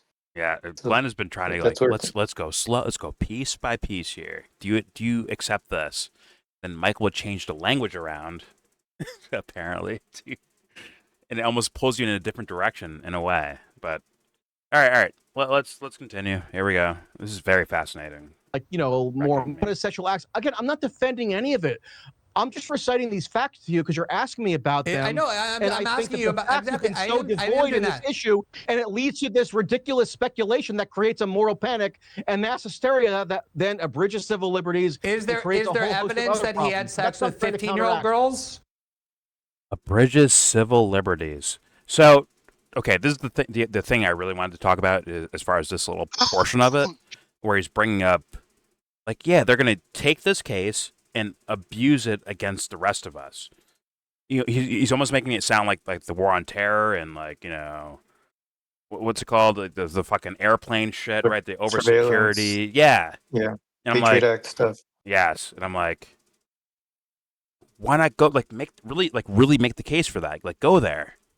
Like, really go there then. Instead, it sounds like he's trying to, like, debunk everything that's being said, period. Instead of, like, really talking about, like, okay, maybe pre-crime is an idea he's talking about, right? He had the argument with the Alex Rosen guy, right? About like the idea of, like, pre-crime in a way of, like, oh, if you say this online, like, should you be, like, in a fucking FBI sting because you said this online or whatever the fuck, right? But he's not, like, going there really. I don't hear him really go there. But That's all it. but Dubster, like, what makes him go to almost He's like trying to figure making out how to do this crime and not get in trouble for it. no, but like, how does he go to Maxwell and using her just statements, not even like court document statements, just statements, and taking them and then weaving them into his fucking main story here, right? But his main but his main care is fucking surveillance or pre-crime and shit like that. Like, I don't get that one at all. I really don't. Go ahead, Jesse. Let's say every time you step left, and you're boxing. Every time you step left, you get punched on that side. You step left again, you get punched on that side. You step left again, which Glenn is he's focused, right? Yeah. So now he can't go crazy because Glenn's trying to calm him down. So he's calmly coming back. It's still a pivot. It's still a pivot. Like that's actually a pretty hard pivot, right? But it's just okay. You want to calmer? I'm doing calmer. He's just stepping right now. He's moving in a different direction. That's his response. Now But it Glenn doesn't is. really make sense with. I like that explanation. I heard right before you hit pause, Glenn has finally asked the question differently. He said, "Is there any evidence that he abused a 15-year-old girl?" He's been No, asking he asked that 15 already. and 16. Hold on, no, he's been asking 15 and 16. He hadn't broke it down to 15. He's now asking 15. That's a grappler. And you're You know, saying he's that just that's a reason tightening for that? shit. Yeah, because he every time he says 15, 16, he goes to this. There's a one girl that I give Oh, okay. credibility to. The one That's 16-year-old 16. versus like Yeah. any 15. Okay, fair enough. And where he Think a gets little bit. more information is not asking what happened. It's do you believe? Like, okay, you've read this. You understand what you read. Do you believe it? Not like was he convicted Yes. of something? Like, fuck the technicalities. What do you think based on seeing things, Michael? Where are you actually at? Let's find out. Here we go. Like, more sexual acts. Again, I'm not defending any of it.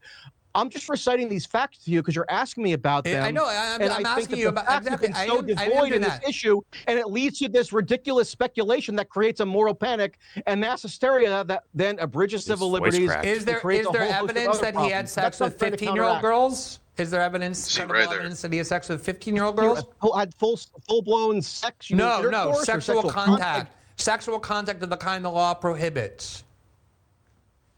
I'm not 100% sure off the top of my head. I think there's probably some evidence, but I would have to go back and double check. I'm not going to say something that I can't 100% confirm to you factually off the top of my head, but there are, I think there was, clear evidence in any event, even if it was just in a sexualized sort of scenario, right, where he's not checking if they're 18. He's just sort of taking things for granted or being reckless. It's still, to me, morally condemnable behavior to even put yourself in a situation where you could even come close to being. It's also criminal situation with a 15-year-old. So of course I'm not defending the moral character of Jeffrey Epstein for having engaged in these acts, and I kind of resent for you accusing me of having done so. I wouldn't advise it. That's Remember what it that? appears. No, it's like Michael doesn't. He's improved. He's improved on that answer. I wouldn't advise it. That's how he answered the other fucking video. Yeah, exactly. But like he's saying, like he's almost saying that Epstein got lazy instead of like being like very strict and like studying. Like how old are you? Instead of him doing that, he just got lazy. Said, okay, whoever's here, please, because I got lazy and reckless, according to Michael, his words. I'm like, really? You don't think he's looking for a younger looking girl? I don't know, man. So that's what Michael sounds like. Testosterone. And he has a line of, apparently, a line of fucking girls coming in, which, if it's like Tracey's talking about, like, he's aiming for 18 plus. He's not trying to break the law. and all these girls that are like practically out of like middle school are coming in, like, what kind of fool does he take everybody as? Like, Tracey's the T made him reckless, bro. The T, at first he's like, all right, give me your IDs. I'm doing background checks. But after the testosterone, he's like, you know what? Bring them all in. fuck it, bring them into the room, all of them. That's apparently, according to Michael Tracey, is the case. Even Epstein didn't try to say what Michael Tracey's trying to say. He pled the fifth to most of that stuff. He wasn't trying to admit to it. Like he knows like this is like it's crazy. Maybe he wrote Right. he And wrote a this note also- to himself. This is what their lawyers should have did. I'll do it for This you. also forces us to go into that outlining Michael Tracey wants and ignores the fact that there's the idea out there that these young girls were brought to Jeffrey Epstein by other people that are excluded from the idea because Michael Tracey says we're going to go by what the court says. Mhm. But the idea is there was recruiters that brought people to him. And Dubster, I don't know how the victim's press conference got in the way of his work. Explain that to me. How's that in the way of what he's at? Like, let's say he's being very strict. I didn't right? see this. I didn't see that. I saw Okay, fair enough. headlines for it, but I never saw it. Fair enough. But I'll tell you, my opinion, that press conference did not get in the way of what he's asking for at all. At all. Should have helped him. It should have helped. Exactly. It should have helped him, actually. So, like, what are you doing then? What is this? That's why I'm weirded out by all of this. I think that's why Glenn is like weirded out too. He's like, yo, what the fuck? Like, yo, for the 8th time, let me ask you, Michael. Fuck. Here we go.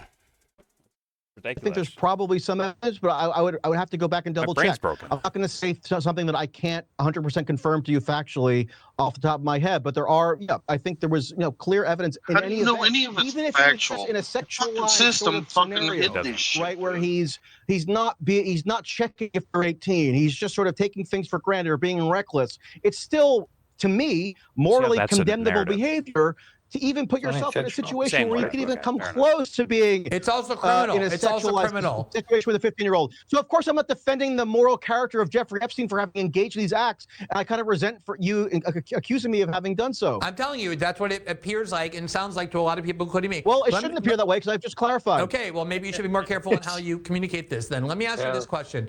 When this investigation was ongoing in the Palm Beach Glenn got the blade and prosecutor's jug. office and then ultimately with Alex Acosta, and Jeffrey Epstein had retained these very high-powered and expensive lawyers who had a lot of influence in the federal government and in the local Palm Beach area as well. Was there a time that he left the United States for a foreign country and remained there pending these negotiations? Okay, I'll answer that. I want to clarify, though, because people are going to try to accuse me of having omitted this suspiciously. There was a 14-year-old girl whose interaction with Epstein ended up prompting the initiation of the Palm Beach police investigation, right? So there's a 14-year-old girl who was, she said, she gave conflicting stories. It was suggested that she was told to lie by other girls to go to the house in case she was asked and say she was 18. Oh, no. And then and it's unclear what kind of sex she engaged in. I don't condone in any way having a 14-year-old present for even something that could potentially become sexualized if you're a man in your 50s, right? So I condemn morally Epstein on that ground. I'm just saying it's not clear what kind of sexual sex she might have engaged in. And What she happened, got in a fight Dubster? at the local high school because there was gossip around her having gone to this place. So she got in a fight with another girl. She got called into the principal's office. She was 18. And then it's unclear what kind of sex she engaged in. I condone in any way having a 14-year-old present for even something that could potentially become sexualized if you're a man in your 50s, right? So I condemn morally Epstein on that ground. I'm just saying it's not clear what kind of sexual sex she might have engaged in. And she got in a fight at the local high school because there was gossip around her having gone to this place. So she got in a fight with another girl.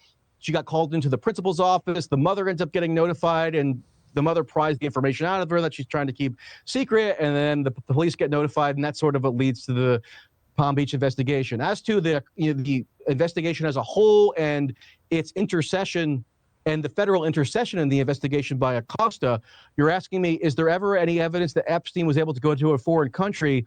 Yes, I think for a period, Epstein did go to Israel. I know we're all supposed to now, shiver with, frenzied anticipation. Like Glenn has Where is supposed to be Trip, or implied. why did he go there? Why did he go there? Oh my God. Why did he? Do you know why? Do you have any ideas of why he went there during the pending investigation into whether or not he I think engaged he went in there because criminal he was contact with conspiring underage with girls? Mossad.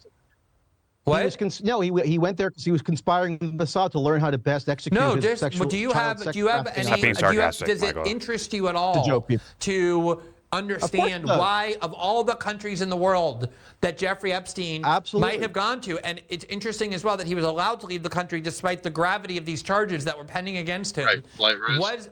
Why did We haven't wh- convicted why of anything yet. do you have any ideas as to why he went to Israel during this period? Yeah, I do have an idea that he was not convicted of anything yet. So there was a non-prosecution No, he's asking you as a agreement person, signed in Michael. 2007. Pause. Hit Michael, fucking he's pause. asking you as a person, Michael. The fuck? Go ahead, Dubster. He's accused and indicted for human trafficking. He pled down to less. Okay. Do you understand what bail is on? Like, you can't leave the county, let alone the state, let alone the country. Flight risk. Have you ever heard that fucking term before, Michael Tracey? Flight risk? I'm sure he He's got has. billions. Dubster, Why would- Dubster. Glenn's saying, He fuck. would have lost his passport. At bare minimum, Dubster. at Glenn's bare a lawyer. minimum, he would have lost passport. Dubster. Glenn's a lawyer. So he knows the legalese around this, right? But he's saying, fuck that. Do you have any, like, ideas or suspicions? Like, why is that, like, is that okay? Is that weird to you? What do you think, Michael, as a person, as a bro at I the didn't bar talking about this idea? I didn't know he got indicted, then went to Israel during I didn't know either, personally. time. I never knew that. I saw Left the that. country. I don't care if it's Israel. I'm just saying, leaving the fucking country. Obviously, they let you out on bail. One of your things is you give up your passport. Period. Sometimes, apparently. Well, bail, but when he was in jail, he was let out too.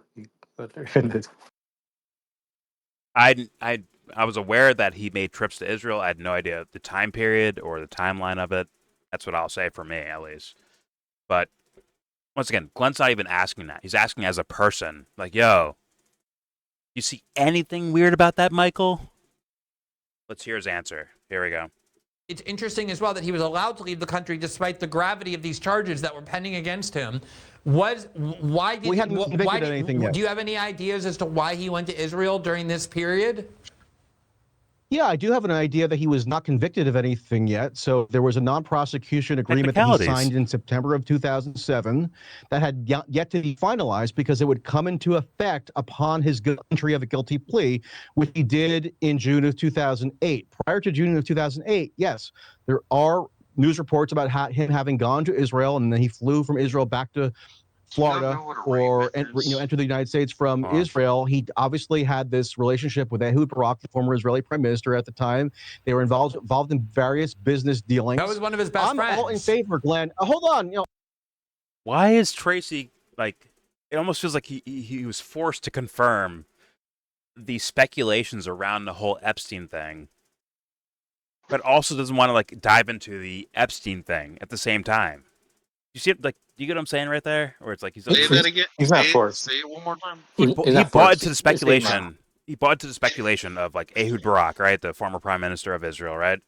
And he's like, yeah, this is when this happened or that happened, right, with Ehud Barak and all that shit. Now all this, but that's like, I'm sorry, for Michael's been trying to, like, debunk the whole notion of this whole Epstein conspiracy and all that stuff, blah blah blah blah blah. But Glenn just forced him to confirm something that's within the quote unquote Epstein conspiracy. So it's like, what are we doing here, Michael? At that point, now, like, he forced you to accept a certain idea that's within that kind of notion, right, about Epstein, and maybe a bigger network of things. It's like, wait, do we have to have like, caught with red hand on video footage, some sort of incident before you're like, all right, well, okay, that happened. Okay, we caught, whatever, Bill Clinton Yes. in a room somewhere. So now we accept that. But anyways, and he goes back to like defense lawyer shit. You see what I'm saying with that? But even though that happened, he wasn't charged with that, so it doesn't count. Exactly. And it's just like, wait a minute. It's very bizarre. Very, very, very bizarre. Okay, I gotta relate this to my own personal experience for you. When I got my felonies, I was 17. The first 3 days, I was like, they're like, "Do you want us to release you to your home?" I was like, "No, fuck that. My parents are there." So they kept me in jail for 3 days. And then we had their arraignment, and they sent me home. Felony intent to sell marijuana. So what do you think happened? First charge ever. They They give you a deal. did as much as they could to First, get you on something, but also No, something no, that make you admit no. guilt. I got No. This they, is arraignment is, does he stay in jail or does he go home? And what are the rules if he goes home? Oh, you What do you can't. think the You rules can't are go if I anywhere. go home? You got to be at home or like in the area. Essentially, you have to stay in the area. All right. Okay, mine was house arrest Okay. with a breathalyzer machine, and every hour I would get a phone call, and this box that was my breathalyzer, 2 or 3 times a day, it would make me blow into the breathalyzer, and then on every hour I would have to. It had a mirror on it, and it was like they're taking my picture, and the phone call was automated, but it would say hold up 3 fingers, hold up 5 fingers, hold up 4 fingers. To make sure it's you or like there in real time. Yeah. Right. And this was for intent to sell marijuana. In my mind, a victimless crime, a lot lesser Yeah. than abusing children. Well, according to If I had Michael, a passport, I would have had to give it up. I well, was not allowed to leave the county. I was not allowed to leave the house unless I had a job. I And that think was the only thing I could leave the house for, was to work, or and I was not in. I dropped out of high school at that point. yeah. I think Michael's idea of things, at least some of the things I've heard him say, is that like, oh well, Epstein has, prestigious fucking lawyers and he has money and wealth, and yeah, the system isn't fair, so that's why this happened. But I'm like, I think certain charges with a certain amounts of evidence is like too much for even like he would have to call like either way you call it a sweetheart fucking deal with the Florida thing, right? And then when it became like Dude, he's super duper publicly known, which is the 2019 version, right, where he's in New York, uh, yeah, everything around it now screams suspicion. right. It really Just does. the bare minimum of what Michael Tracey says he was convicted of and got the sweetheart deal. What he pled down to with the one prostitute under the age of 18. No, There's no way. I don't know. That was There's just no prostitution. way. There's no way he doesn't lose his passport bare fucking minimum. Let alone can't go within a school zone. Think about that. He's not Exactly. allowed to go in a school zone, but he can go to Israel. Uh, I'll be honest, Dubster. I had no favoritism towards the way the law works and the way DAs and judges and all that shit work. I have like no faith. But even that sounds extreme, right? Somehow he's able to leave the country, come back, suffer no penalty for leaving the fucking country, right? Because he served out his fucking bullshit sweetheart deal thing, right? So it's I'm breaking parole. wrecked. or whatever the term would be. But yeah, at least Meanwhile, I had 2 ounces of marijuana or 1 ounce and 3/4, so 7 baggies of marijuana, and I gotta fucking be on lockdown equivocally in the house, which is not even like taking pictures every hour to prove I'm there, and then every once in a while blowing a breathalyzer. Oh, and on top of that, I have fucking UA tests once a week. which is not even I like think that's really important illegal context, right? anymore. But the Epstein thing will be illegal forever. What he did is illegal forever, probably, right? Versus your thing, which is probably going to go away at some point, even in Florida. Right. So it's like, Well, bizarre, it was Kansas. minimum It was bizarre. Kansas where the charge was. Oh, I okay. was in Kansas when I got this.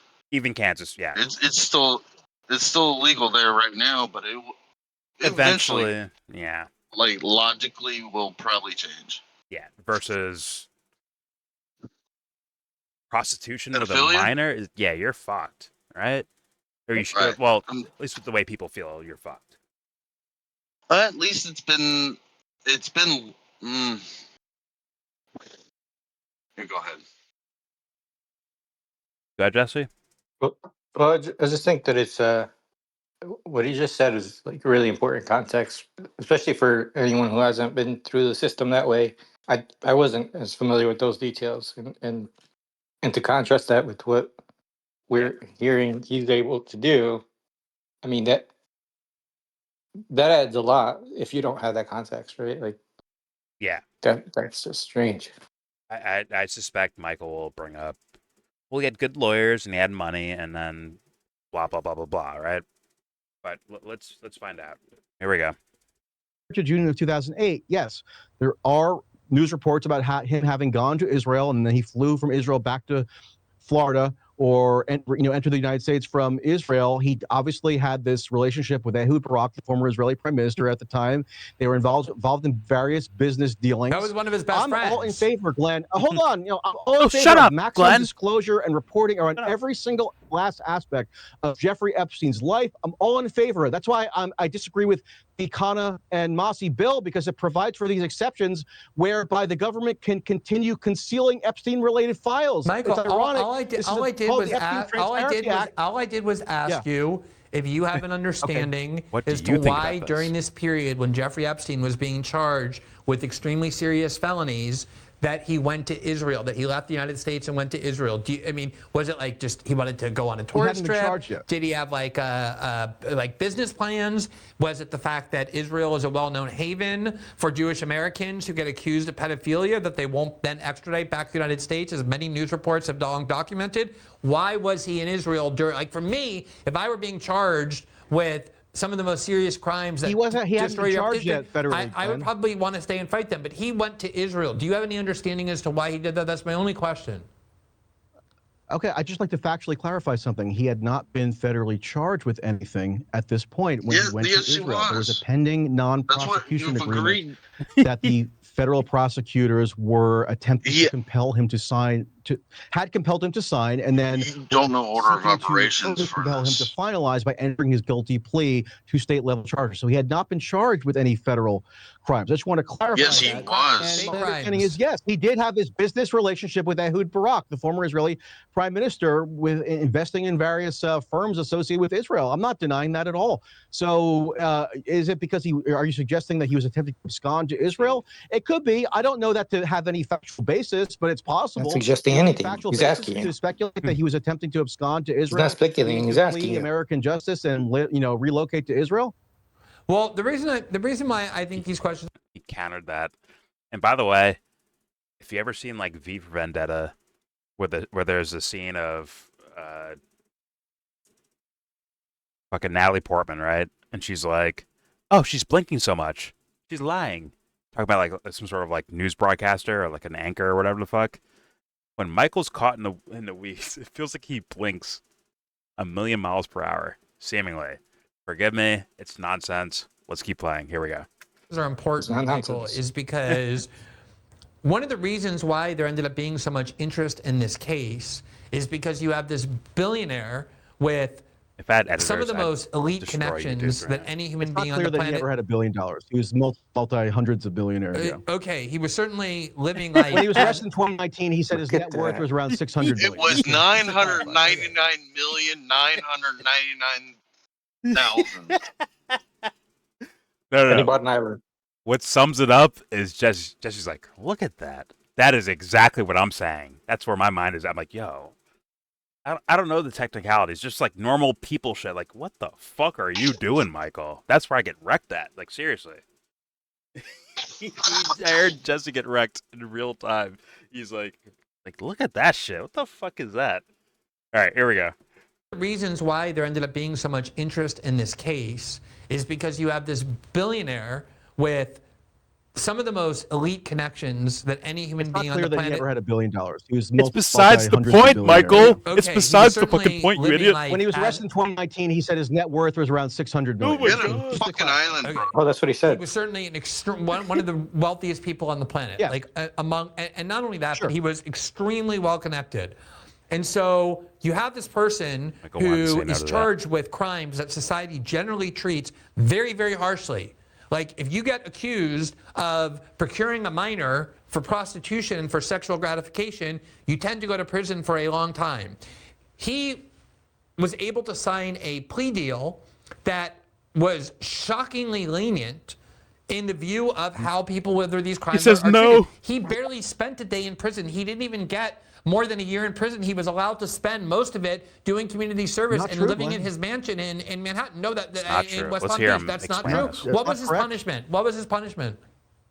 How long I'll did he tell spend you in prison? exactly. How long did he spend in prison? I'll tell you exactly. I'll give you the date. Okay, I will good, give you the good, dates. good. It was June of 2008 to July of 2009. So yes, it was over a year. People are going to say, "Oh, it's so It was suspicious that you're over a clarifying." year, dude.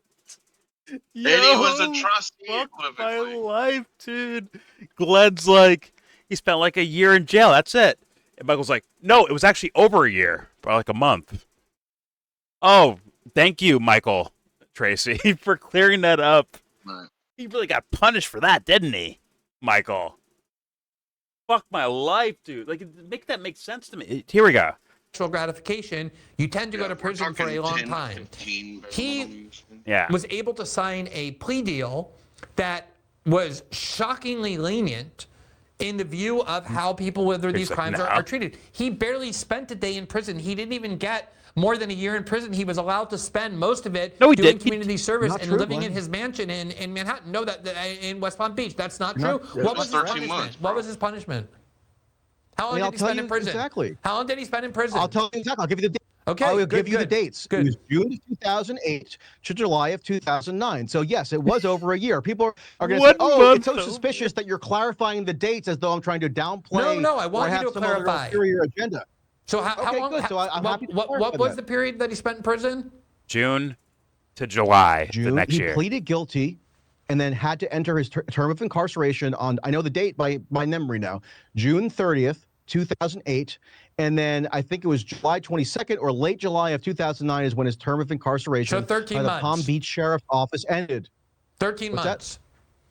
Yes. And during that 13 months when he was in prison for the crime of procuring a underage girl for prostitution, was he allowed to leave? Or was he just like most prisoners consigned to prison? Michael's mad about that. Well, he was granted work release. Which meant And if what? you go and Which look meant at the what? internal What did reports, that which I mean? know Thank all you, these Glenn. Epstein researchers don't bother to Thank read. you, Glenn. You know, Daryl Cooper, Whitney Webb, I'm all just these asking. like. He's so fucking out of his face. He's fucking going. Are you kidding me? Yo, answer the He's now question. getting- Like, yo, Whitney and explain Daryl. the terms of the work release. Explain it. So, well, Daryl Cooper, Whitney Webb, like, is he not a weirdo about this? Am I tripping? He's a fucking. I can't help but like get triggered by hearing this guy talk about this fucking topic. Like, seriously. Let's see where he goes. This is the current traveling. You know, like it's like a pivot, but he's gonna use that pivot and then pivot again, and he's off the topic. So it's essentially the traveling you see now in NBA. I was about to say, like, yo, is he traveling? Is that what you're saying? He's switching pivot feet. All right, here we go. Hey, Oh, but you gotta for dribble. prostitution, was he allowed to leave? Or was he just like most prisoners consigned to prison? Well, he was granted work release.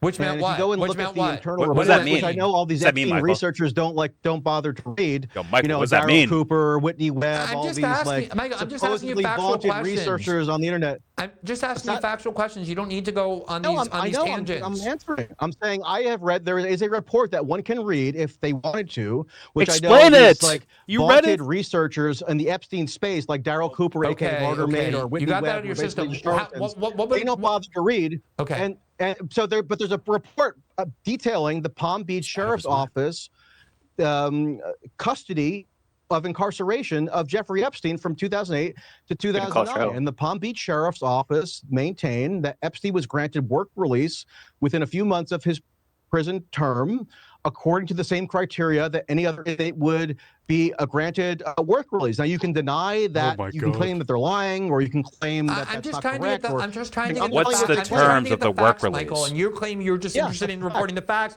but every time I ask you a factual question that's very specific, you go off on these tangents about Whitney Webb and Daryl Cooper. Of issues around this story. How long did he actually stay? Well, because they how long was he in prison where he was a prisoner not allowed to leave the prison? Like, how long was he actually incarcerated for this felony charge? Question. Direct. Yeah. I think that was approximately only internet's about to flick out. If I'm not mistaken. How long was he actually? Michael. How long was he in prison where he was a prisoner not allowed to leave the prison? Like, how long was he actually incarcerated for this felony charge? Yeah, I think that was approximately only a few months. If I'm not mistaken.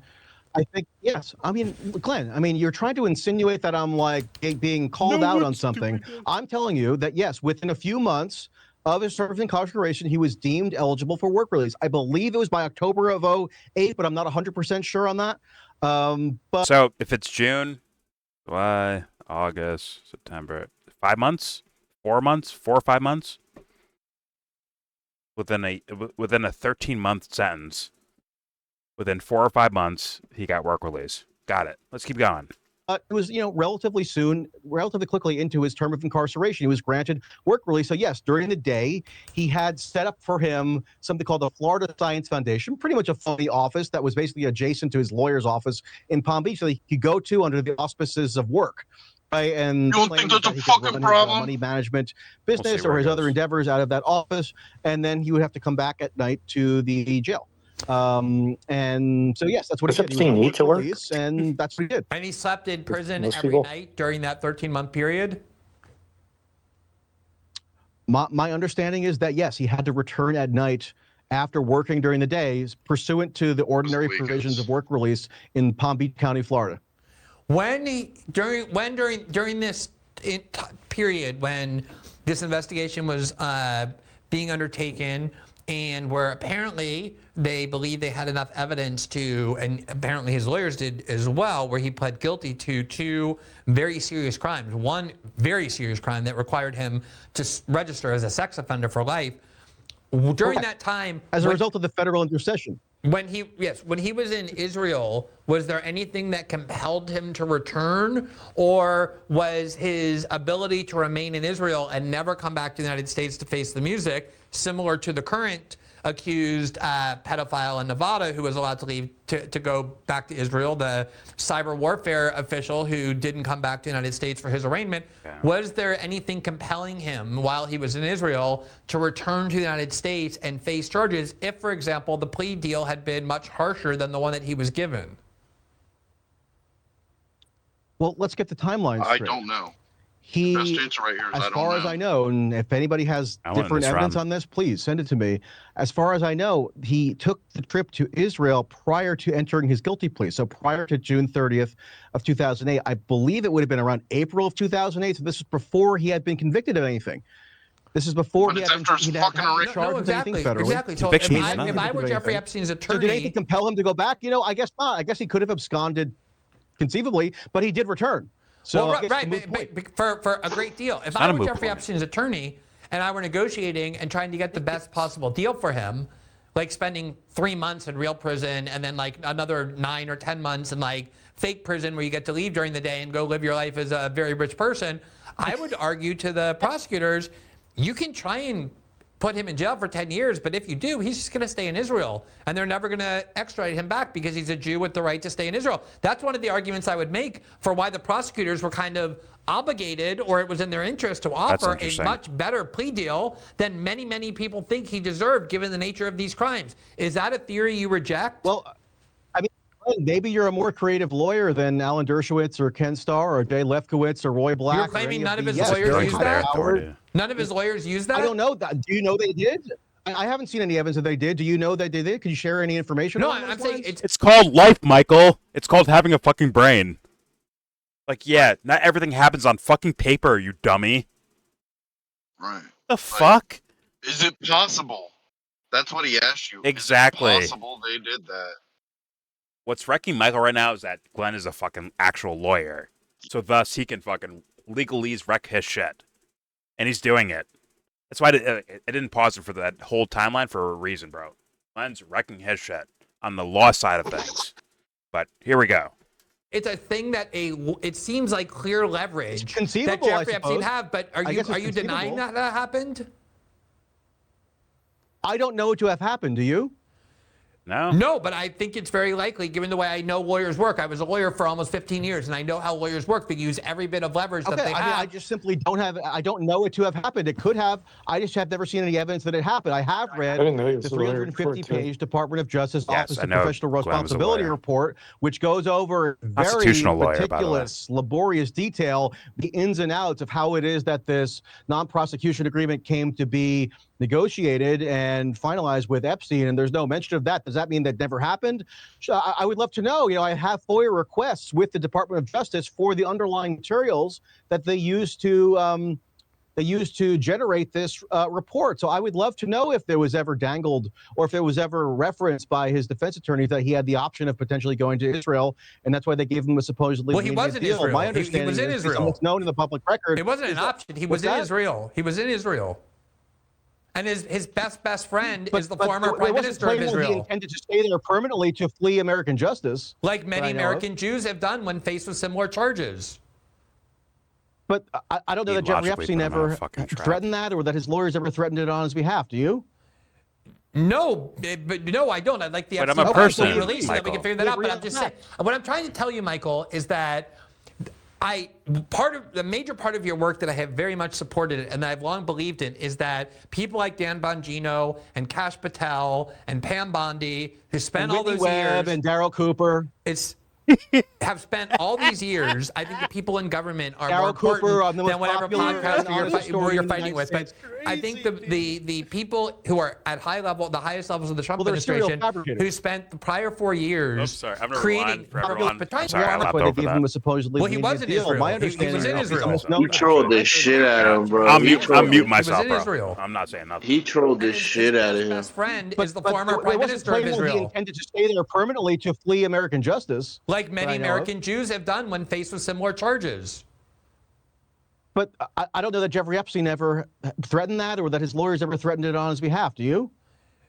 No, but no, I don't. I'd like the Epstein files to be released so that we can figure that out. But I'm just saying, what I'm trying to tell you, Michael, is that the major part of your work that I have very much supported and that I've long believed in is that people like Dan Bongino and Kash Patel and Pam Bondi, who spent all those years, and Daryl Cooper, have spent all these years. I think the people in government are Daryl more important than whatever podcast you're fighting with. But I think the people who are at the highest levels of the Trump administration, who spent the prior 4 years creating the most maximalist conspiracy theories, accusing the Biden administration of trying to hide all these globalist pedophiles like Bill Clinton and Bill Gates, who were all proven guilty of pedophilia inside these Epstein files, which were released.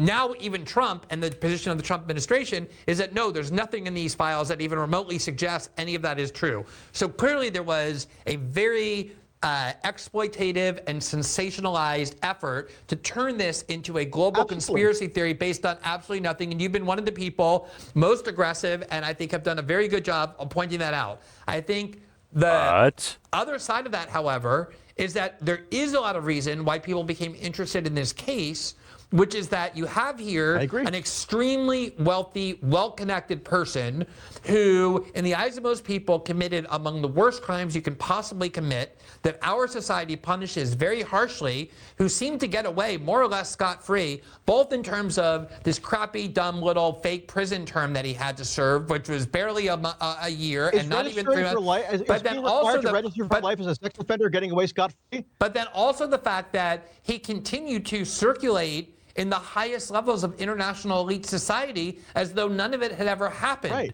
And a lot of people think that this goes a lot. Circulated with him. Let me just finish. A lot of people believe, including myself, that is why the interest in this case is more than just about what one rich guy happened to do in terms of his private life and the crimes that he committed in having sexual contact with underage girls. It goes to a lot about how very powerful people who are connected can get away with a lot of things that people who aren't can't, how people with relations with the Israeli government in particular seem to enjoy all sorts of leverage and benefits, in the fact that his best friend was literally the former prime minister of Israel, the fact that the red carpet was rolled out for him all the time, and the fact that he continued to circulate with all of the most powerful people in the country. Bill Clinton was flying on his private plane. I agree. He did continue to circulate. I agree. He did continue to circulate with the likes of Noam Chomsky and Peter Thiel and others. And if we want to therefore infer that Noam Chomsky and Peter Thiel are guilty of enabling child sex predation. That's not what he fucking said, you idiot. I think that's an idiotic comment. That's not stupid. What I'm suggesting.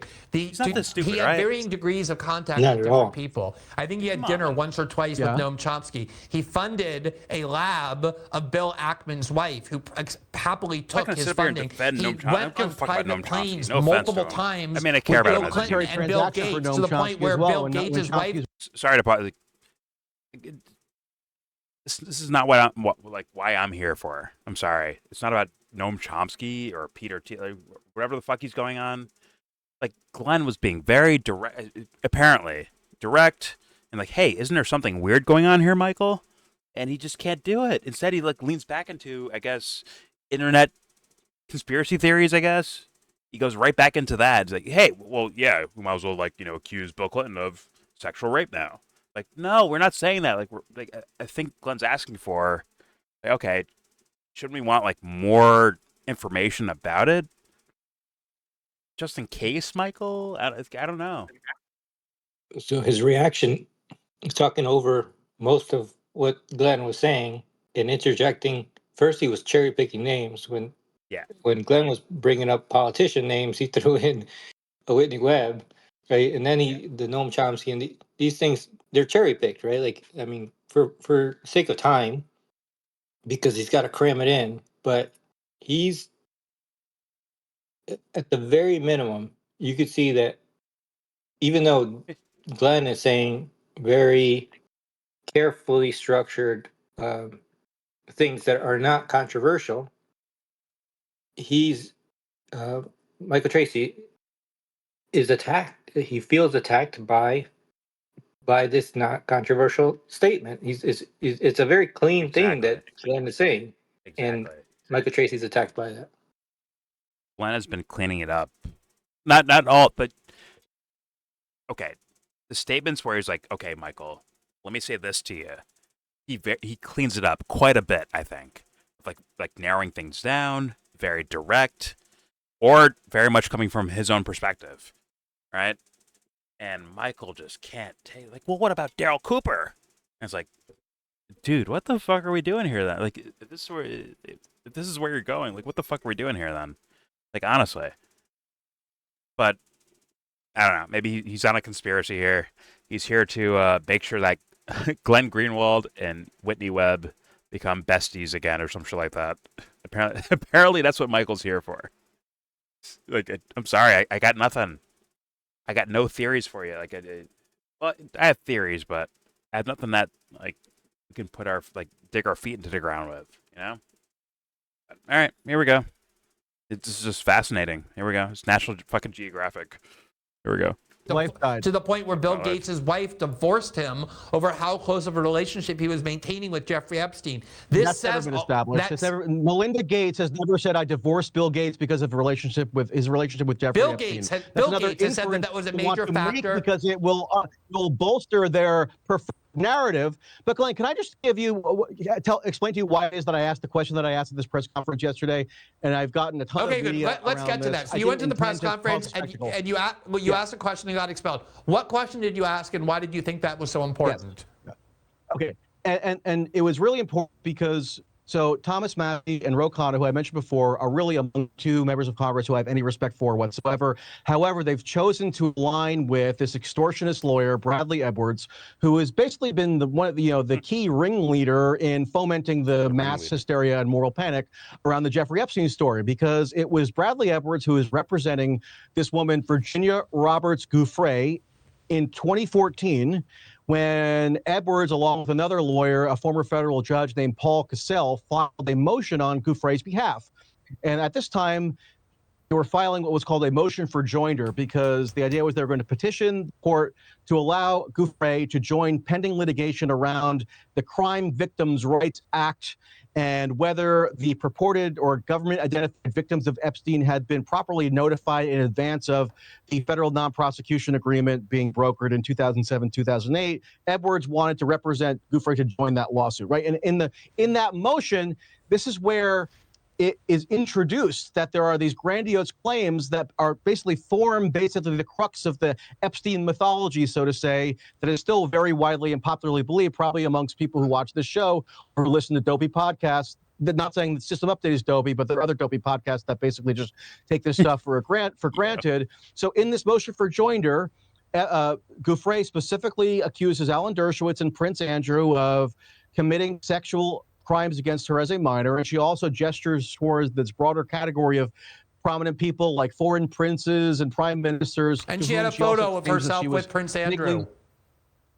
When she was at a very young age, she had a photo with Prince Andrew. Prince Andrew, yes, that's correct.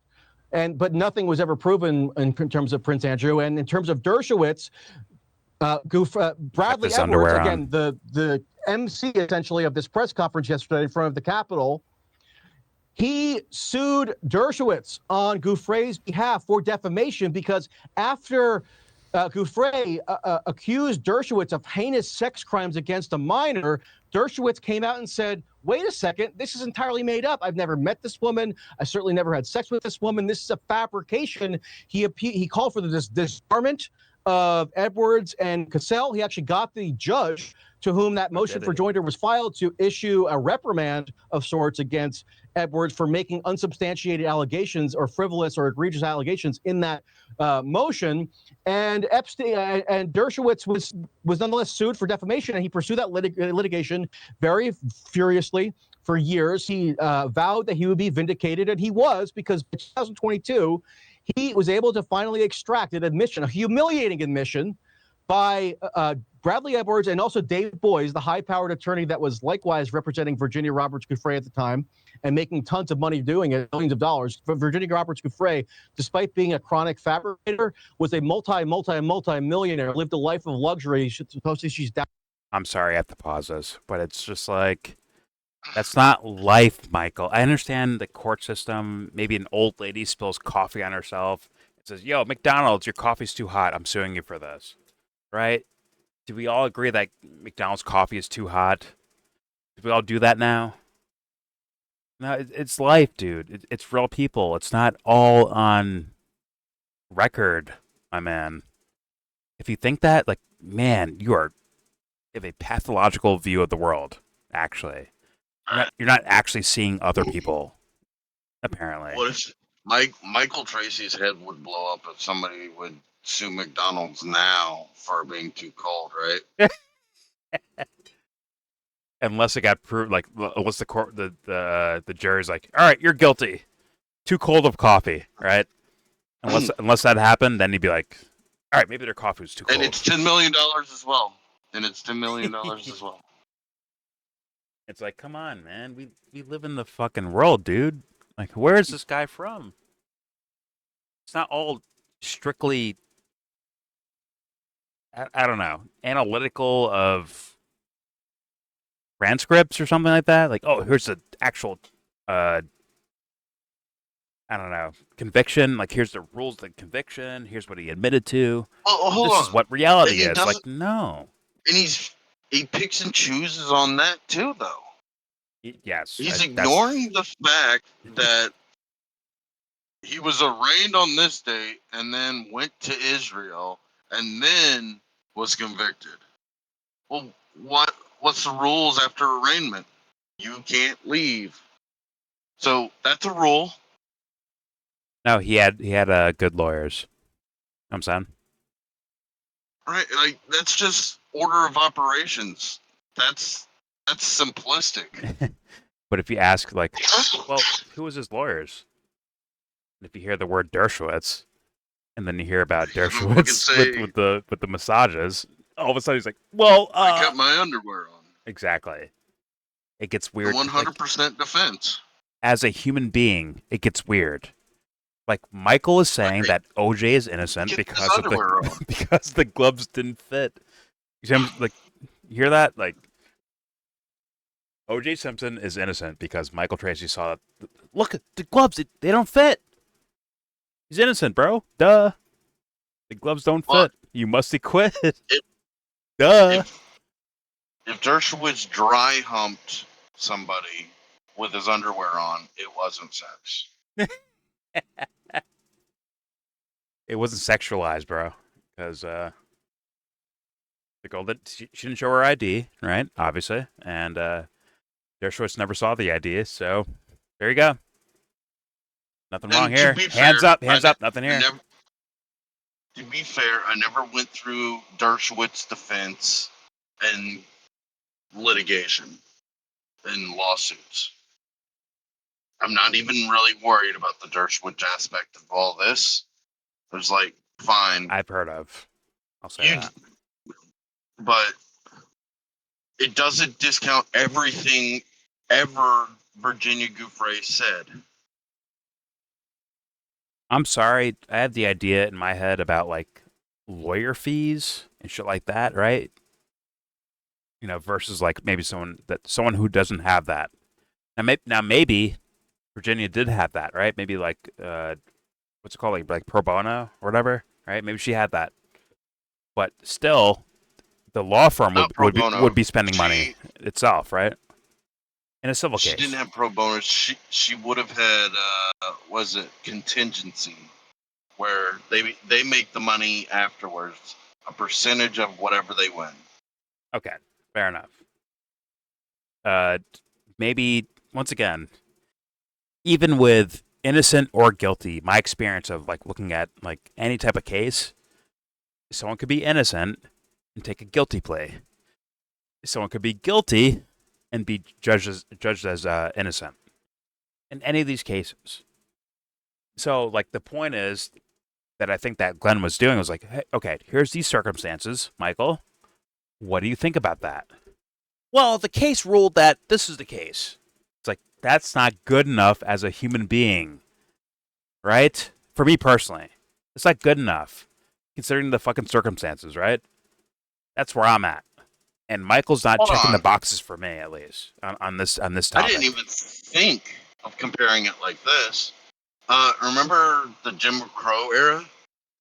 How all the southern courts I heard of would always like not convict according to a black person, or they would like steamroll a black person.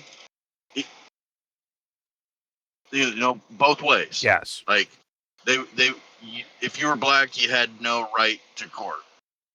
If you were white and you said a black guy did something, 9 out of 10 times, black guy is gonna get in trouble in court in the South. Yeah. But if you read the testimony, guy did it. Actually, true. And in this situation where it's like, okay, here's sorry, not a billionaire. He was a multi-hundred millionaire, according to Michael Tracey, with his high-powered lawyers and not just lawyers, but like friends, right? He's friends with Alan Dershowitz. He's friends with Wexner. He's friends with Trump. He's friends with like very rich, powerful people. So maybe he's not a billionaire, but he has very good friends apparently, socially. Right. Maybe you can get away with like certain things. Maybe, just maybe, just the possibility of that. Michael won't allow that apparently, but it seems possible to me, in my own common sense, versus Mr. Journalist of the fucking century, Michael Tracey. But let's get back to this. Back up a little bit. Here we go.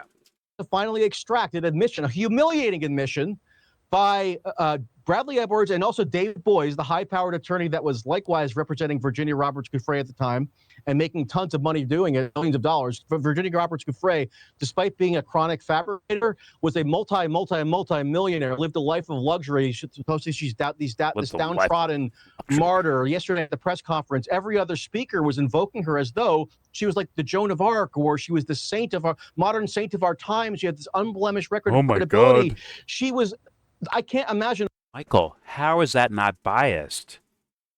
How is that not like how is that like some sort of like journalism thing? So it can't be that, right? It can't be like, oh my God, this standing on the pillars of journalism. It can't be that, right? Like this sounds like blatantly like, fuck that lady, bro. I don't like her. I don't trust her, right? No, I'm here to report as a journalist. I don't like her. It's like, come on, Michael. There's no room for this. It's a fact. I don't like her. We left just the facts a long time ago. Yeah, but I'm sorry, Jesse, to keep it like technical for Michael's standards. It's like, yo, make this make sense, Michael. But all right, here we go. A less credible person who's ever walked the earth than her in terms of the quantity of sheer bullshit that she spewed and fomented mass hysteria in relation to. Okay. So mass hysteria. Ask Bradley, because Dershowitz admitted it, compelled. Did you even ask about her? The culmination of the litigation with Dershowitz resulted in Giuffre recanting her allegations against Dershowitz. So she didn't just generically claim she had been abused by him sexually. She graphically and luridly described in the most kind of repulsive detail each individual instance. Say Virginia's at full least shit. 6 occasions Does the on case which end now? she claimed that she had been abused sexually by Dershowitz. She got into his ejaculation habits and all this. I know it's a family show, so I won't get into the gory details, but it's are you even asked about this? And she was adamant that this occurred to her, that Dershowitz committed these crimes against her, and then finally she recanted the crimes, and she engaged in all kinds of other fabrications. She wrote a so-called memoir manuscript where she accused the former majority leader of the U.S. Senate of sex crimes. She accused a random Harvard professor named Stephen of sex crimes, and then retracted that when she was under deposition. This person was a chronic serial fabricator. Has there ever been a person that made a claim and the lawyers and the lawsuits were so much that you can't afford them to where you're just like, okay, drop the case? Has that ever happened in human experience, Michael? Not U.S. law, in human experience. Has that ever happened? That's my question. Of course, he's a sweaty guy. He doesn't know people at all, apparently. Let's keep playing. Here we go. And so I really did want to ask, given her centrality. Pause. We don't have evidence to support your claim against Dershowitz. And if you keep saying that and you don't recant, he's going to sue you for defamation and take everything you have. Oh, okay. Fuck. Damn. What if the girls... What do I do here? Well, what if the girls, the victims, right, in that press conference the other day, if they were like, yo, this guy's like trying to like entrap us almost. So thus don't answer his question, because if we answer that, it'll be used against us in the court of fucking law. So let's keep that quiet. Just like the same idea as like the quote unquote list, right?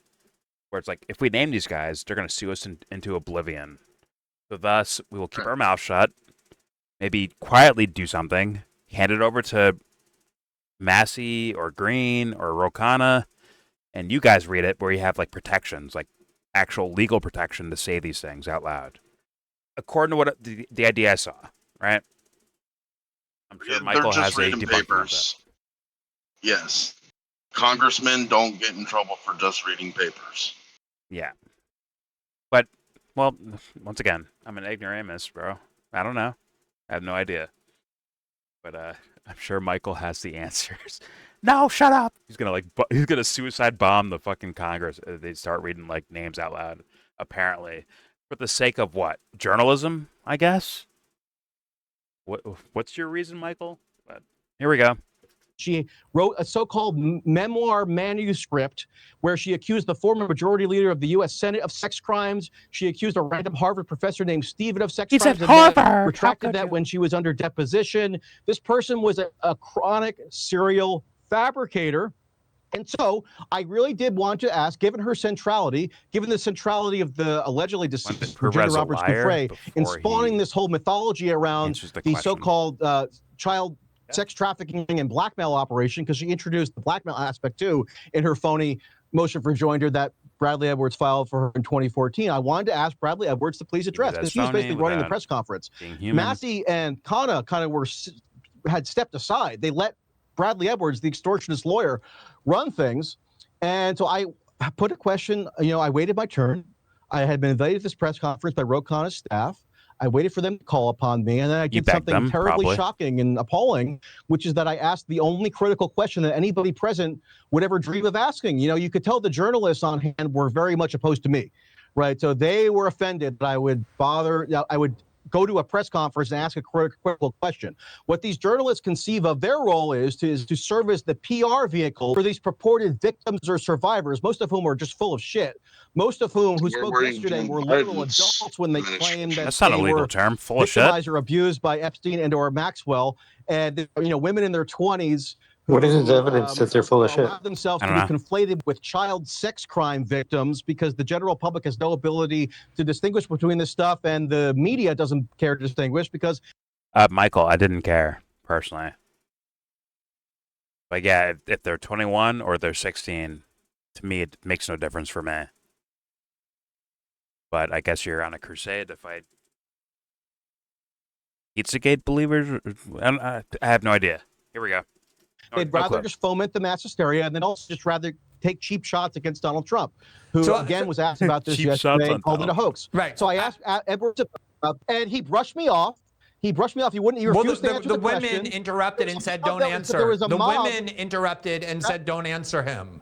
We're not talking about that. Don't answer him." The so-called victims who were behind the podium were started to get all exercised and agitated, and were like, "Don't answer him. Don't answer him."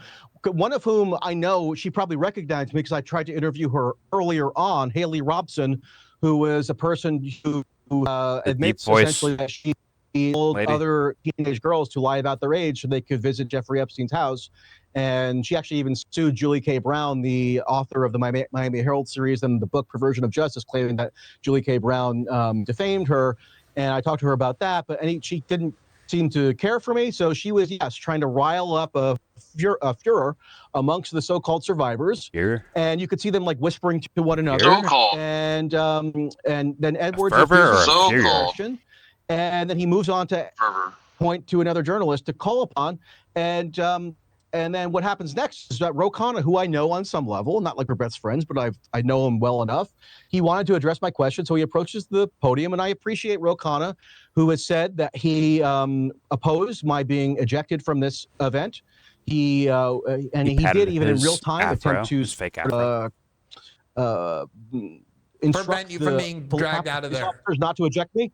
Yes. But what happened was the mob was ginned up already, so Ro Khanna was overridden by the mob, and the ringleader of the mob was Marjorie Taylor Greene, who I know you have such profound respect for because of all her brave stances. But in this instance, what she did, and it's on video, it's indisputable, is she points to the Capitol Police. She says, "Get him out of here." She's commanding, as a member of the body that presides over or has jurisdiction over the Capitol Police, she's commanding the Capitol Police officers to forcibly accost me.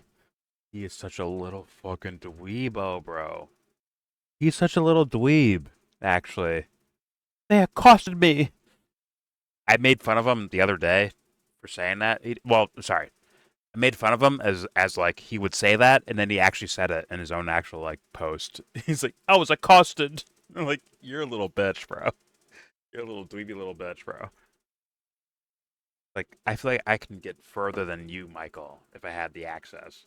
Like, actually, if I was being like genuine about the questions about it, I feel like, yeah, I could probably go further without being like a little pussy about it, like this little guy is, a little weirdo. But all right, here we go. Reject me from the press conference that I had been duly invited and Yeah, admitted accosted to me. because she did not like the How content dare of the you. question that I asked. So Marjorie Taylor Greene, if you happen to be listening to this, it's a bridge too far. I'm not joking. I know I'm a very humorous guy ordinarily. I like to joke around, but this is Don't different announce because that. a very contentious, heated political debate, political agreement, even political debate that can get nasty and unruly at times. That's all perfectly fine with me. But when you're directing police officers to arrest me, you're trying to get me arrested for asking a question as a journalist at a press conference I've been invited to, because you've chosen to join this mob of fake survivors, then that's a bridge too far. That's fine. Fake survivors. Like, that's what I'm saying, where it's like, one side has nuance and understanding, the other side has, like, you're fake. I don't agree with either, Michael. Like, that's what I'm saying. Like, that shouldn't be the way, right? Like, hear them out first, maybe? Fake survivors? And like, when that make that make sense first. If they're not fake, don't they have a defamation case against you now for calling them fake? Well, like, listen, we don't want to be in the presence of his sweat and that shit evaporating into the atmosphere. So, you know what? We'll leave him alone. But it's like, but the point of the whole conference was not. I thought it was about like getting information out, not. No, I want him to recant calling them fake survivors to a point where I think they should sue. I'm not going there. I think you just let the sweaty No, guy. I'm walk saying away. like I'm referring back to the Dershowitz forcing Virginia Giuffre to recant thing. Fair enough. By calling them fake, it's the fucking same opposite. Fair enough. Maybe not by law for me. I don't know by law, but me personally, as far as defamation. Like equal accusations, like yeah, calling them fake is just prove it. Has he done that? Right. No, he hasn't. By the way, he has not done that. So it's just like it's like he has like a bent, like a thing going on. Yeah, he knows something we don't know, bro. Apparently, or he has a pathology that we don't know about. But either way, here we go. That's fine. In the interest of time, I gotta ask you. I think Glenn, you would agree with me on that. Michael, I got that much at least. I asked you My clock has almost run out. To be clear, I'm Michael Tracey, by the way. Do you agree with me on Marjorie Taylor Greene? I have enormous respect for Marjorie Taylor Greene because she speaks out against her own party and president more than almost anybody in Congress I've ever seen on things that are kind of important, not like sensationalized sex scandals. Let me finish. But things like the Israeli genocide in Gaza and the U.S. paying for it, or the bombing of Iran, or the bombing of Yemen, things like that she speaks out against with great risk to her own political career. No, it's not good enough. It's obviously driven by conscience. I have a great. Glenn, we saw Tulsi Gabbard. This is not good enough. Admit it. Admit it, Glenn. But Glenn's trying to keep relationships and all that shit. But here we go. Great deal of respect for her. That doesn't mean everything she does is I support. I want to like her. It was just the content of your question. Braves fan. I want to like her. To demand that you be removed, but also the fact that you are persisting in asking it, which I also think is an appropriate thing to do. But I do think the context of what happened is clear. Once they said they weren't going to answer your question, you continued to persist in demanding that your question be answered. No, Glenn, you're wrong. I watched the video, Michael. I watched the video. That's not what happened, Glenn. No. I saw the video. Yes, Glenn, I have to clarify this because that's not correct. That is correct. After Bradley Edwards brushed me off, it's not. Then Ro Khanna interjected and re-engaged me. That's the only reason why I was continued You to be behave engaged. the way you're behaving now. And then I asked him. Right, you're doing it right Exactly. now, you Didn't continue jackass. to, Okay, to it's fine, make Michael. any I'm kind of agree opposed. with statement. that. I made very clear. Brush me off. I made very clear that I'm opposed to having journalists Okay, ejected so you for asking oppose what questions. Marjorie Taylor I'm not Greene did. justifying Thank you. it. I just don't want to have this kind of like, oh, I'm just a little innocent reporter who just asked one simple question, and then I stopped and I got arrested. That's not what I'm happened. an innocent little reporter. I'm saying what Marjorie Taylor Greene did was despicable. That's fine. You made yourself clear on Despicable. that. I also don't like, agree girl, with what, I also don't agree with what. It was a snap my finger girl shit, bro. Like, that's what it looked like. She's like, yeah, bye-bye, you little fuckface. Get the fuck out of here. Like, it was like that. It wasn't like a, oh my God. Michael Tracey's there? Yeah. Zero in. Take him out. Drone strike, like, flies in, takes him out. Like, no, it's not that, Michael.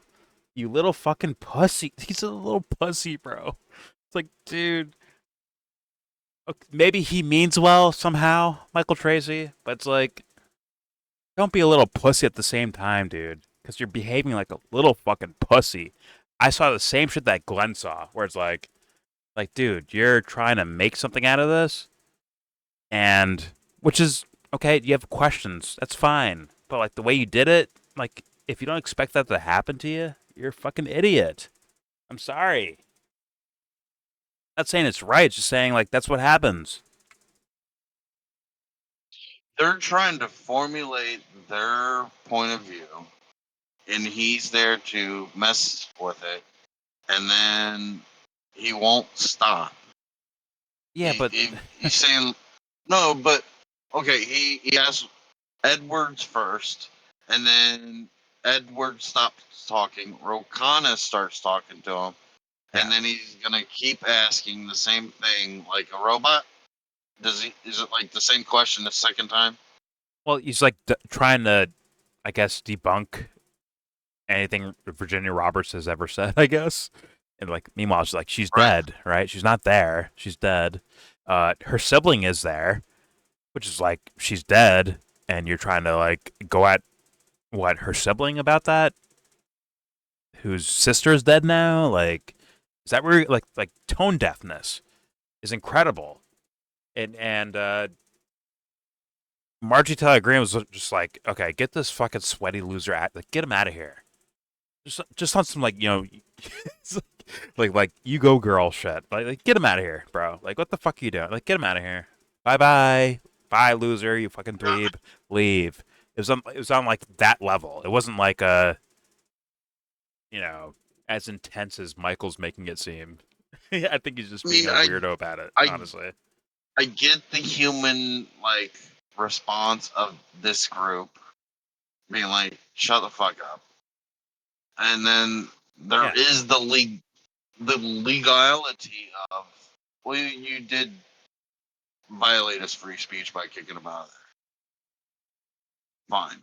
I'd say let him stay. Ask his fucking questions, but like we just saw Glenn pick him the fucking pieces where he avoided questions. Like him himself avoided questions, avoided circumstances, avoided context. But yeah, God.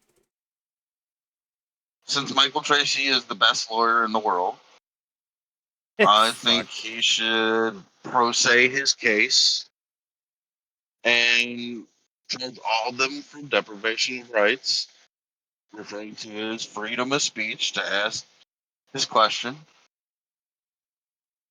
and go to Supreme Court if he has to. Bruh. Well, like, okay, what do you say, Michael? Yeah, because I proved Virginia Giuffre wrong about something, that means you guys shouldn't ask for more information to be released to the public? Is that your solution here, Michael? Like, is that the answer to all this? Like, no. Which means you're on a fucking crusade, and it's quite obvious, too. And Glenn's like, Michael, I'm trying to olive branch, you know? I'm trying to, like, help you out here. And you're just, like, doubling down on dweebland of, like, sweaty guy in the fucking crowd. Well, what about this? What about Ghislaine Maxwell's testimony? What about that? It's like, we're trying to, like, find everything. I think I'm pretty sure the public wants that. You know. Michael's like, well, this fervor around this is crazy. Like, but you also want more information on it, Michael? If he followed you, there'd be nothing coming out right now. Nothing. If you followed Michael Tracey, right? Based on his own fucking, I guess, attempts or standards of what we hear or not hear, like, yeah, we'd get nothing out of this right now, actually. If we left it up to if we left it up to fucking Michael, seriously. But don't worry, Michael's here to save us. I'm hitting play now. Here we go. Asking questions. I'm not justifying it. I just don't want to have this kind of like, oh, I'm just a little innocent reporter who just asked one simple question and then I stopped and I got arrested. That's not what happened. I'm an innocent little reporter. I'm saying what Marjorie Taylor Greene did was despicable. That's fine. You made yourself clear on that. I also don't agree with what she did. I just want to ask you this last question. Okay.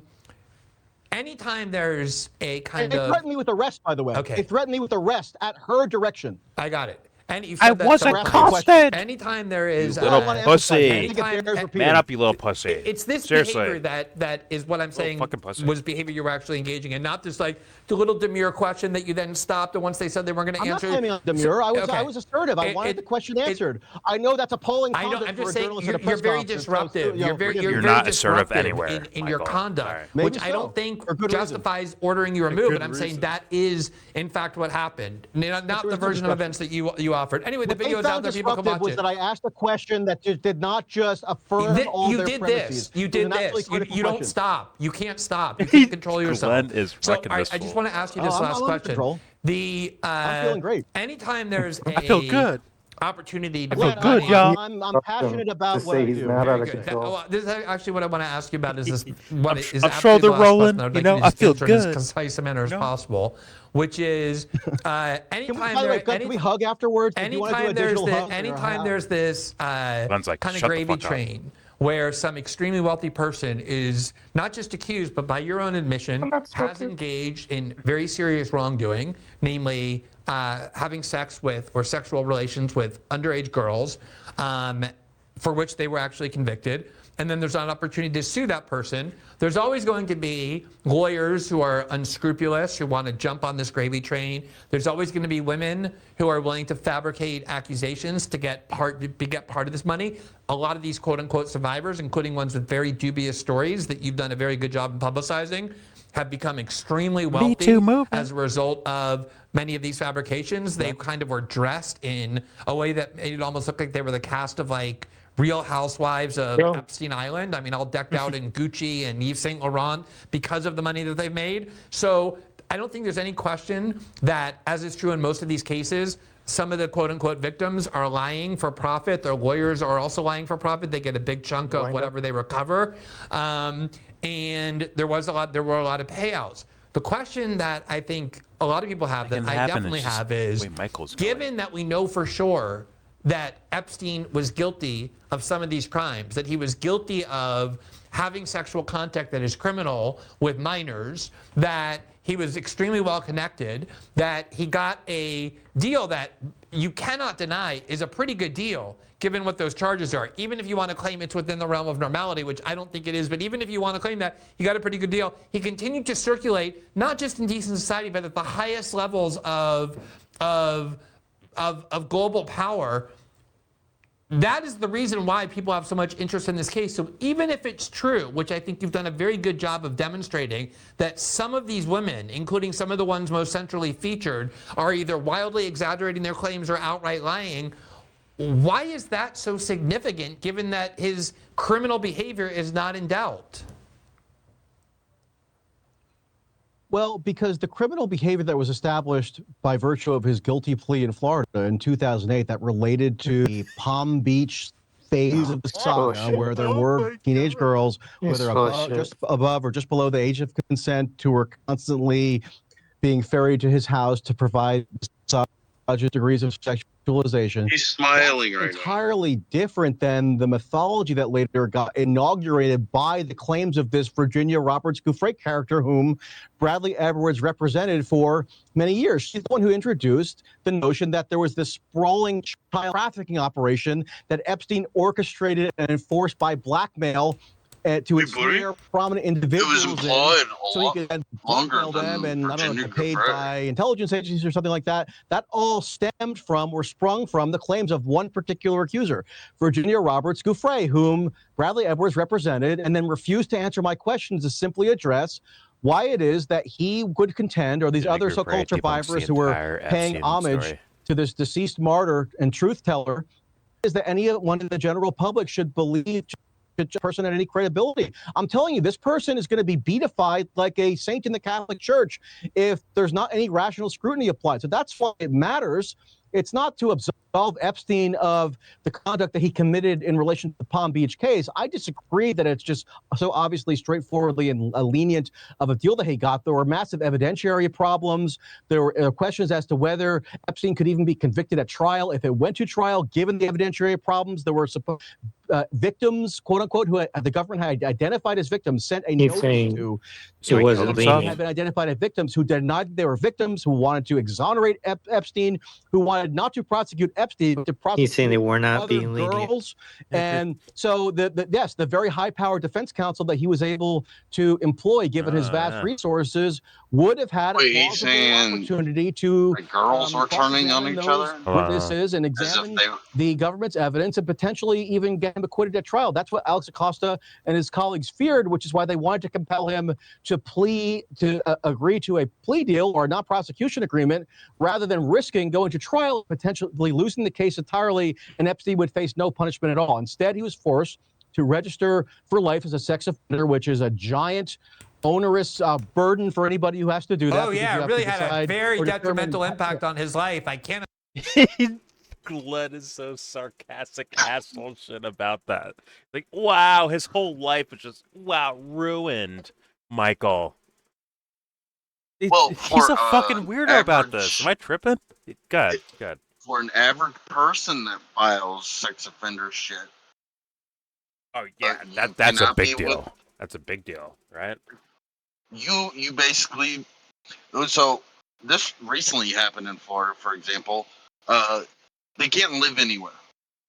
You basically, unless you own shit before and can somehow like have a self-made business, you'll never get hired anywhere. What about an island? Like, it's worse. Hold on. For the average Joe, I'm talking about. Yeah. You can't go within 1,000 feet of a school, like even in your car passing by. So you have to figure out that all times of life. You have to knock on a radius around your house and let everybody know you're a sex offender if somehow you got a house. But there was recently, like, 14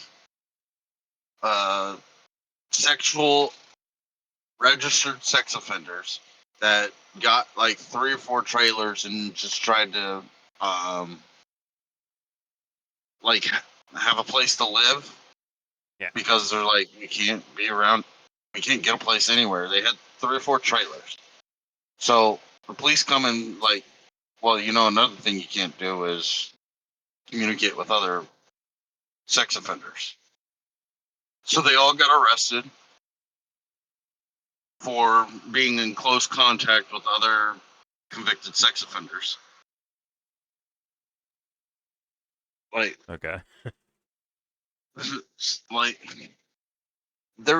I can't think of a job that would fucking the hire strict you. rules is what you're saying, right? Like, it's hard to like live normal life with these things on your head, unless most of them are just homeless. Yeah.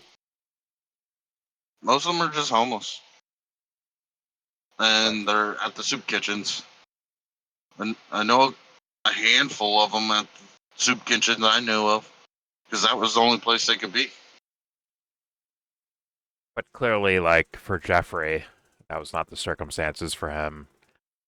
Both by the convictions and the actual what's the word? Like the punishment, right? And then like afterwards, like that dude's chilling if the world stays the same until the thing that Michael Tracey apparently hates the most, which is the Me Too movement, kind of forced the Epstein stuff back into the public eye, according to him. And apparently that's a problem or something, I guess. But let's hear Glenn Greenwald mock this fool. It's like, yo, Michael, you're a fucking weirdo, dude. Even your friend Glenn is like, yo, what the fuck's up with you, man? Here we go.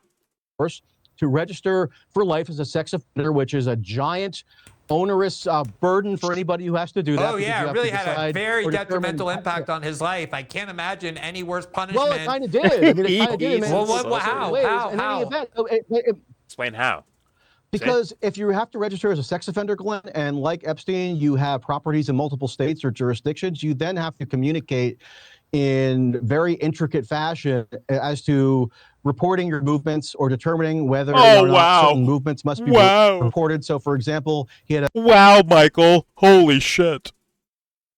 You might have to report what mansion he's living in from day to day. Jesus Christ. Wow, Michael. Fuck. What a fucking punishment. What a weird... Who's this fucking weirdo, dude? Sorry, go ahead. I'm freaking out, though. Weird. Do you mean he had to report his flight logs to the FAA? Just like, yo, where are you staying at? Oh, this mansion? Okay, you're good. That's it, probably. Right. It's a phone call. Yeah. And Glenn rightfully mocks him for this fucking. What the fuck are you? Like, what is wrong with? Like, what is Michael Tracey's deal? What is it? Hour 3, I'm still here saying the same thing. Like, yo, what's up with Michael Tracey, bro? What is this shit, bro? Sorry, go ahead, Depster. Say your point. That I'm gonna hit play. Go ahead. No, it's just that simple. It is a phone call. You just let them know where you are, and if they think that's a violation, they'll come and get you. Well. If you don't tell them where you are and they find out you're if you don't give them a phone call and they find out that you're not somewhere you're supposed to be, they'll come and get you. In certain worlds. All right, here we go. In any event, because if you have to register as a sex offender, Glenn, and like Epstein, you have properties in multiple states or jurisdictions, you then have to communicate in very intricate fashion as to reporting your movements or determining whether or not certain movements must be reported. So, for example, he had a ranch in New Mexico. The requirements for the movements he was required to report in that state were different from Florida, which were different from New York, different from the U.S. Virgin Islands. There was, a legal sort of dispute that his lawyers represented him in over his requirements in terms of the sex offender registry. But yes, did he continue to still consort with prominent people like Noam Chomsky and Peter Thiel and Ehud Barak and Larry Summers and Woody Allen and so forth? And yes, Prince Andrew and Bill Clinton and like what you're talking about, like heads of... Glenn, you're wrong. You're wrong. You're factually wrong. You got to get your facts straight. What do you mean? Glenn, you're wrong. He did not consort with Bill Clinton after 2009, after he served out his term of incarceration. According that is false. There is no evidence of that ever, that Bill Clinton consorted or with Donald Trump, or with Donald Trump, but he certainly had. Not after 2005. What? Not after he was investigated by the Palm Beach police. He did not consort. There's no evidence that he meaningfully consorted with either Donald Trump or Bill Clinton. I know people have different political perspectives. But he maintained very good friends with people like Prince Andrew, the central member of the British royal family. Not really. Ehud Barak. He met with Prince Andrew one more time in 2010. He stayed at his house, Michael. Prince Andrew went to New York and stayed at Jeffrey Epstein's house. That was one time that they met after the Palm Beach prosecution. Yeah, and stayed at his house. So this idea that somehow he was heavily impacted, or that he somehow suffered some kind of lost opportunity, he continued to live an extremely wealthy lifestyle. He continued to have a private island, massive mansions in all over the world. So I don't think that in the context of how society typically treats people guilty of the crimes that he pled guilty to, that the punishment that he received was anywhere near what what we would normally expect a person to receive. And then when you add on top of that the fact that he was in Israel hiding out, that his best friend was the former prime minister of Israel and continued to be his best friend up until the time that he died. I'm going to bed. What Glenn says, not what Michael the most Tracey powerful people in the fucking world. says. Y'all have a That's good the night. reason why so many people have found this case so important. And the fact that some of these accusers have either exaggerated or fabricated their accusations against him for self-interested purposes, to me, doesn't subvert in any way the legitimate interest in the story. All right, having you on was no, Michael, we have to go. I gave you enormous amounts of time. I gave you enormous amounts of time. That's true. I appreciate it, Glenn. I know you wanted to avoid this like the plague, so I appreciate you allowing me to characterize my own views at length. Lots of people have asked me to engage with you or asked you to engage with me, and I know I can get heated. I know it can be a little abrasive, but not at all.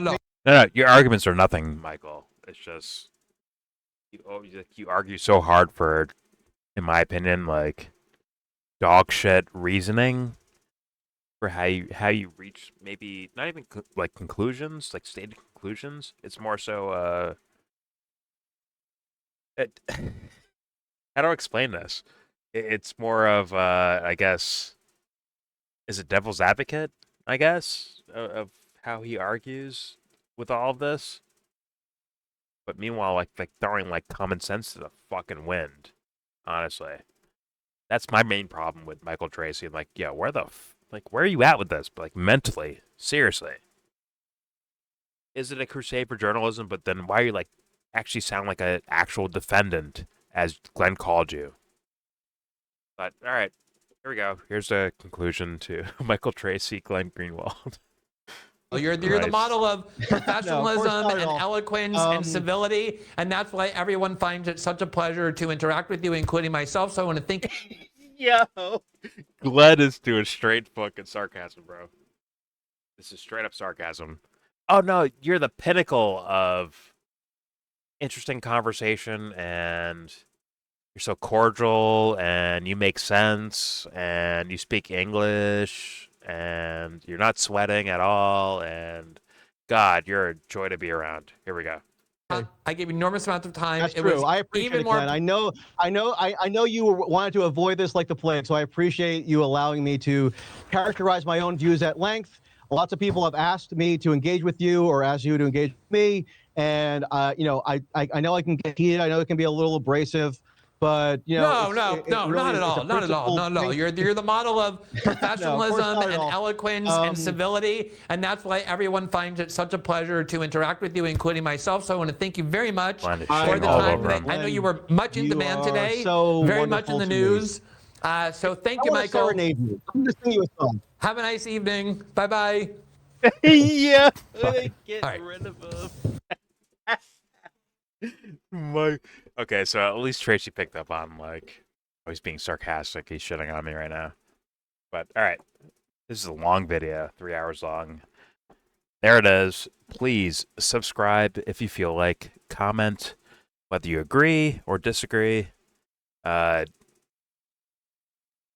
I think we added a lot of context, both, I guess, on the law side of things and also just on the human side of things. And I'm left with the question, like, what the fuck's wrong with Michael Tracey? But I think I've done that for like 2 or 3 other videos too. So, make your mind up. Argue your argument. Please do that in the comment section. Do not forget to check out the links in the description box, whether it's donations for a charity or the Discord link. If you want to join up and argue with people, please do that. And most importantly, obviously, give this video, Harrison, you missed all of it, Harrison. You fucking butthead. Obviously, more than anything, give this video a thumbs down. Ugh.